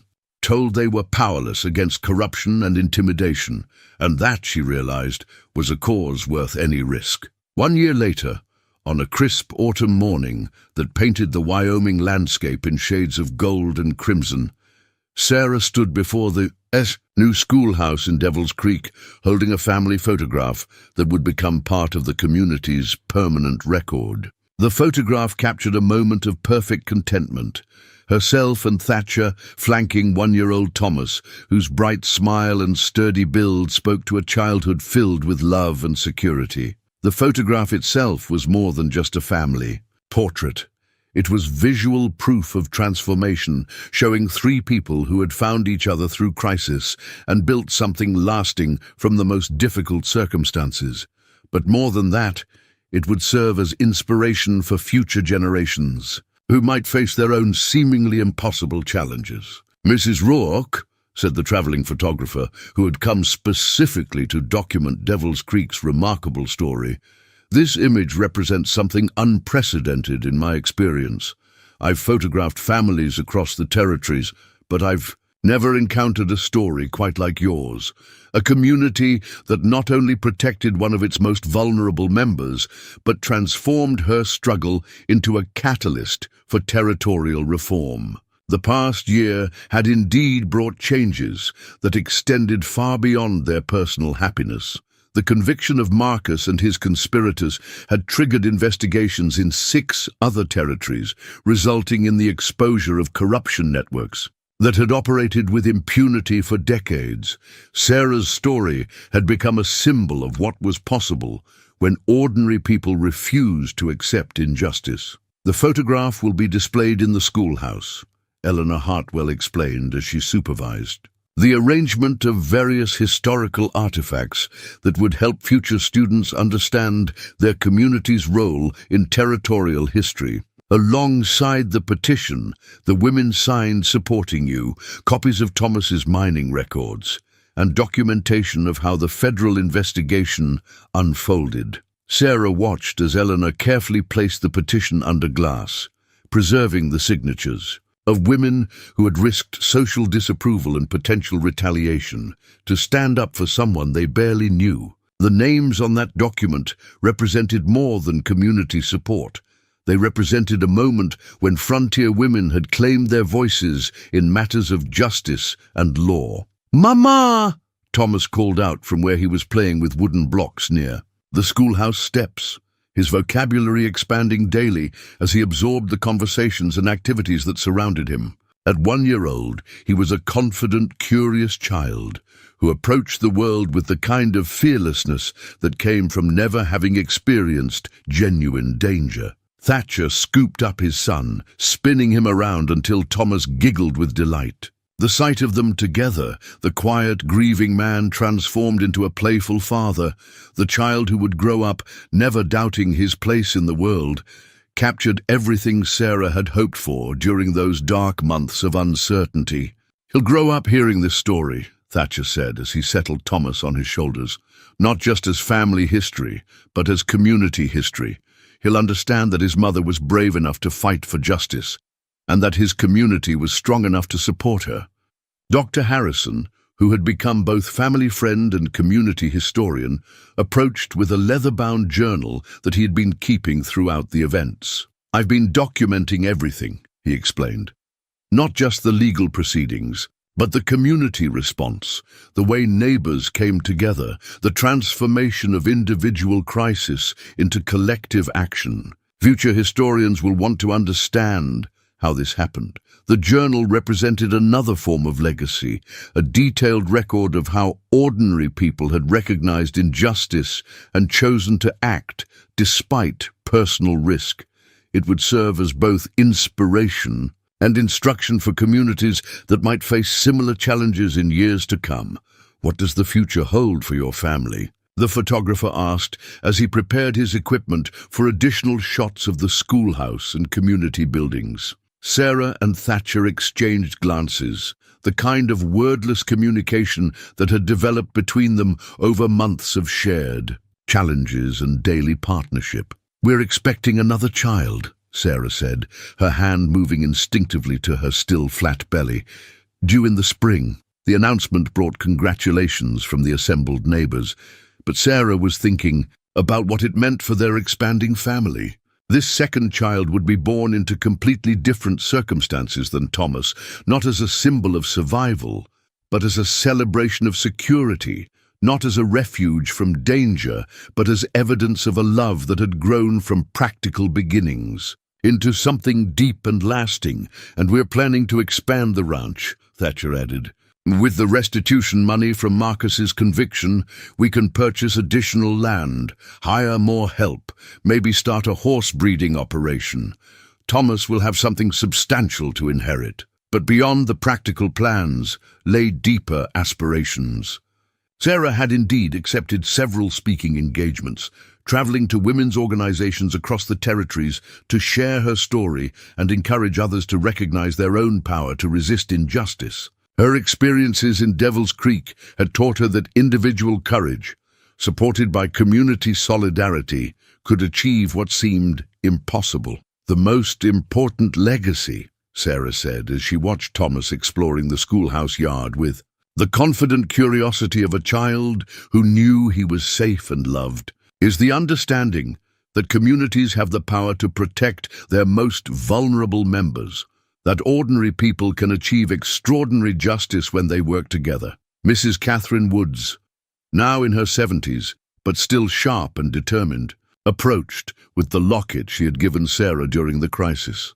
"I want this back," she said with a smile that took the sting out of her words.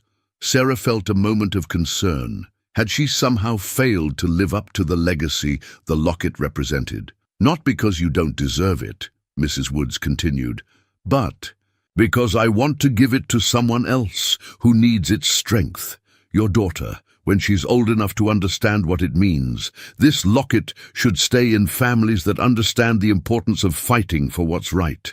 The certainty in Mrs. Woods's voice, her assumption that the expected child would be a daughter, her confidence that Sarah's family would continue the tradition of standing up to injustice, felt like both blessing and responsibility.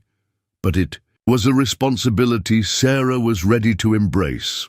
As the photography session concluded and the community began to disperse, Sarah found herself standing alone in the schoolhouse, surrounded by the artifacts of their shared history. The petition, the mining records, the documentation of the federal investigation, all of it represented a moment when justice had prevailed over corruption, when community had triumphed over individual greed. But more than that, it represented the power of ordinary people to create change when they refused to accept that things had to remain as they were. Sarah had begun her journey to Devil's Creek as a desperate widow, with no resources except her own determination. She was ending this chapter of her story as a woman who had helped transform not just her own circumstances, but the entire territorial approach to corruption and justice. Thatcher appeared in the doorway, Thomas in his arms, backlit by the golden autumn sunlight that made them both look like figures from a painting about frontier happiness. "Ready to go home?" he asked. Home. The word carried weight and meaning that it hadn't possessed when Sarah first arrived in Devil's Creek. Then, home had been something she had lost, something she was searching for, something that existed only in memory. Now, home. was something she had built, something that grew stronger every day, something that would provide foundation for future generations. "Ready," she said, taking one last look around the schoolhouse that would preserve their story for children not yet born. As they walked back toward their ranch, past the church where they had been married, past the houses of neighbors who had become family, past the meadows where wildflowers would bloom again come spring, Sarah reflected on the journey that had brought her from desperation to contentment, from victim to advocate, from survivor to someone who helped others survive. The family photograph that would hang in the schoolhouse captured a moment in time, but it also represented something timeless, the possibility that love could grow from the most practical beginnings, that justice was achievable even under the most difficult circumstances, that communities had the power to protect and nurture their most vulnerable members. Thomas babbled contentedly from his father's arms, pointing at everything that caught his interest: horses, birds, flowers, clouds. His world was filled with wonders to explore and people who loved him, and he approached each day with the kind of confidence that came from never having experienced fear or want. As they reached their house, the place where Sarah had first found sanctuary and where she had built the life she had fought so hard to protect, she thought about the child she was carrying and the legacy they would inherit. Not just property or money, but something more valuable, the knowledge that they came from people who had faced impossible odds and found ways to prevail. The setting sun painted the Wyoming landscape in shades of gold and purple, creating the kind of beauty that made frontier life feel like a daily gift. Inside their home, the dinner table was set for three, with a high chair that proclaimed Thomas's secure place in their family. The evening routine of feeding, bathing, and storytelling lay ahead. The ordinary domestic pleasures that had become extraordinary because they had been won through struggle and sacrifice. As Sarah settled into the rocking chair by the fire to nurse Thomas one last time before bedtime, she touched the spot where Mrs. Woods's locket had hung and thought about the daughter who might someday wear it. That future child would grow up hearing the story of how her mother had found the courage to fight back against corruption, how her community had stood together in the face of intimidation, how justice had ultimately prevailed over the forces that tried to silence truth. The family photograph hanging in the schoolhouse would remind future generations that ordinary people could achieve extraordinary things when they refused to accept injustice. But here, in the warmth of their home, surrounded by the love they had built from the most difficult circumstances, Sarah knew that their real legacy was simpler and more profound. The proof that hope could take root and flourish even in the harshest conditions, creating something beautiful that would endure long after the struggles that created it were forgotten. Outside, the Wyoming wind whispered through the trees that Thatcher had planted, carrying the promise of seasons yet to come. Inside, a family that had been forged in crisis settled into the quiet contentment of people who had fought for their happiness and won the right to enjoy it without fear. The story that had begun with a desperate knock on a stranger's door had become a legacy of courage, community, and the enduring power of love to transform even the most difficult circumstances into something beautiful and lasting.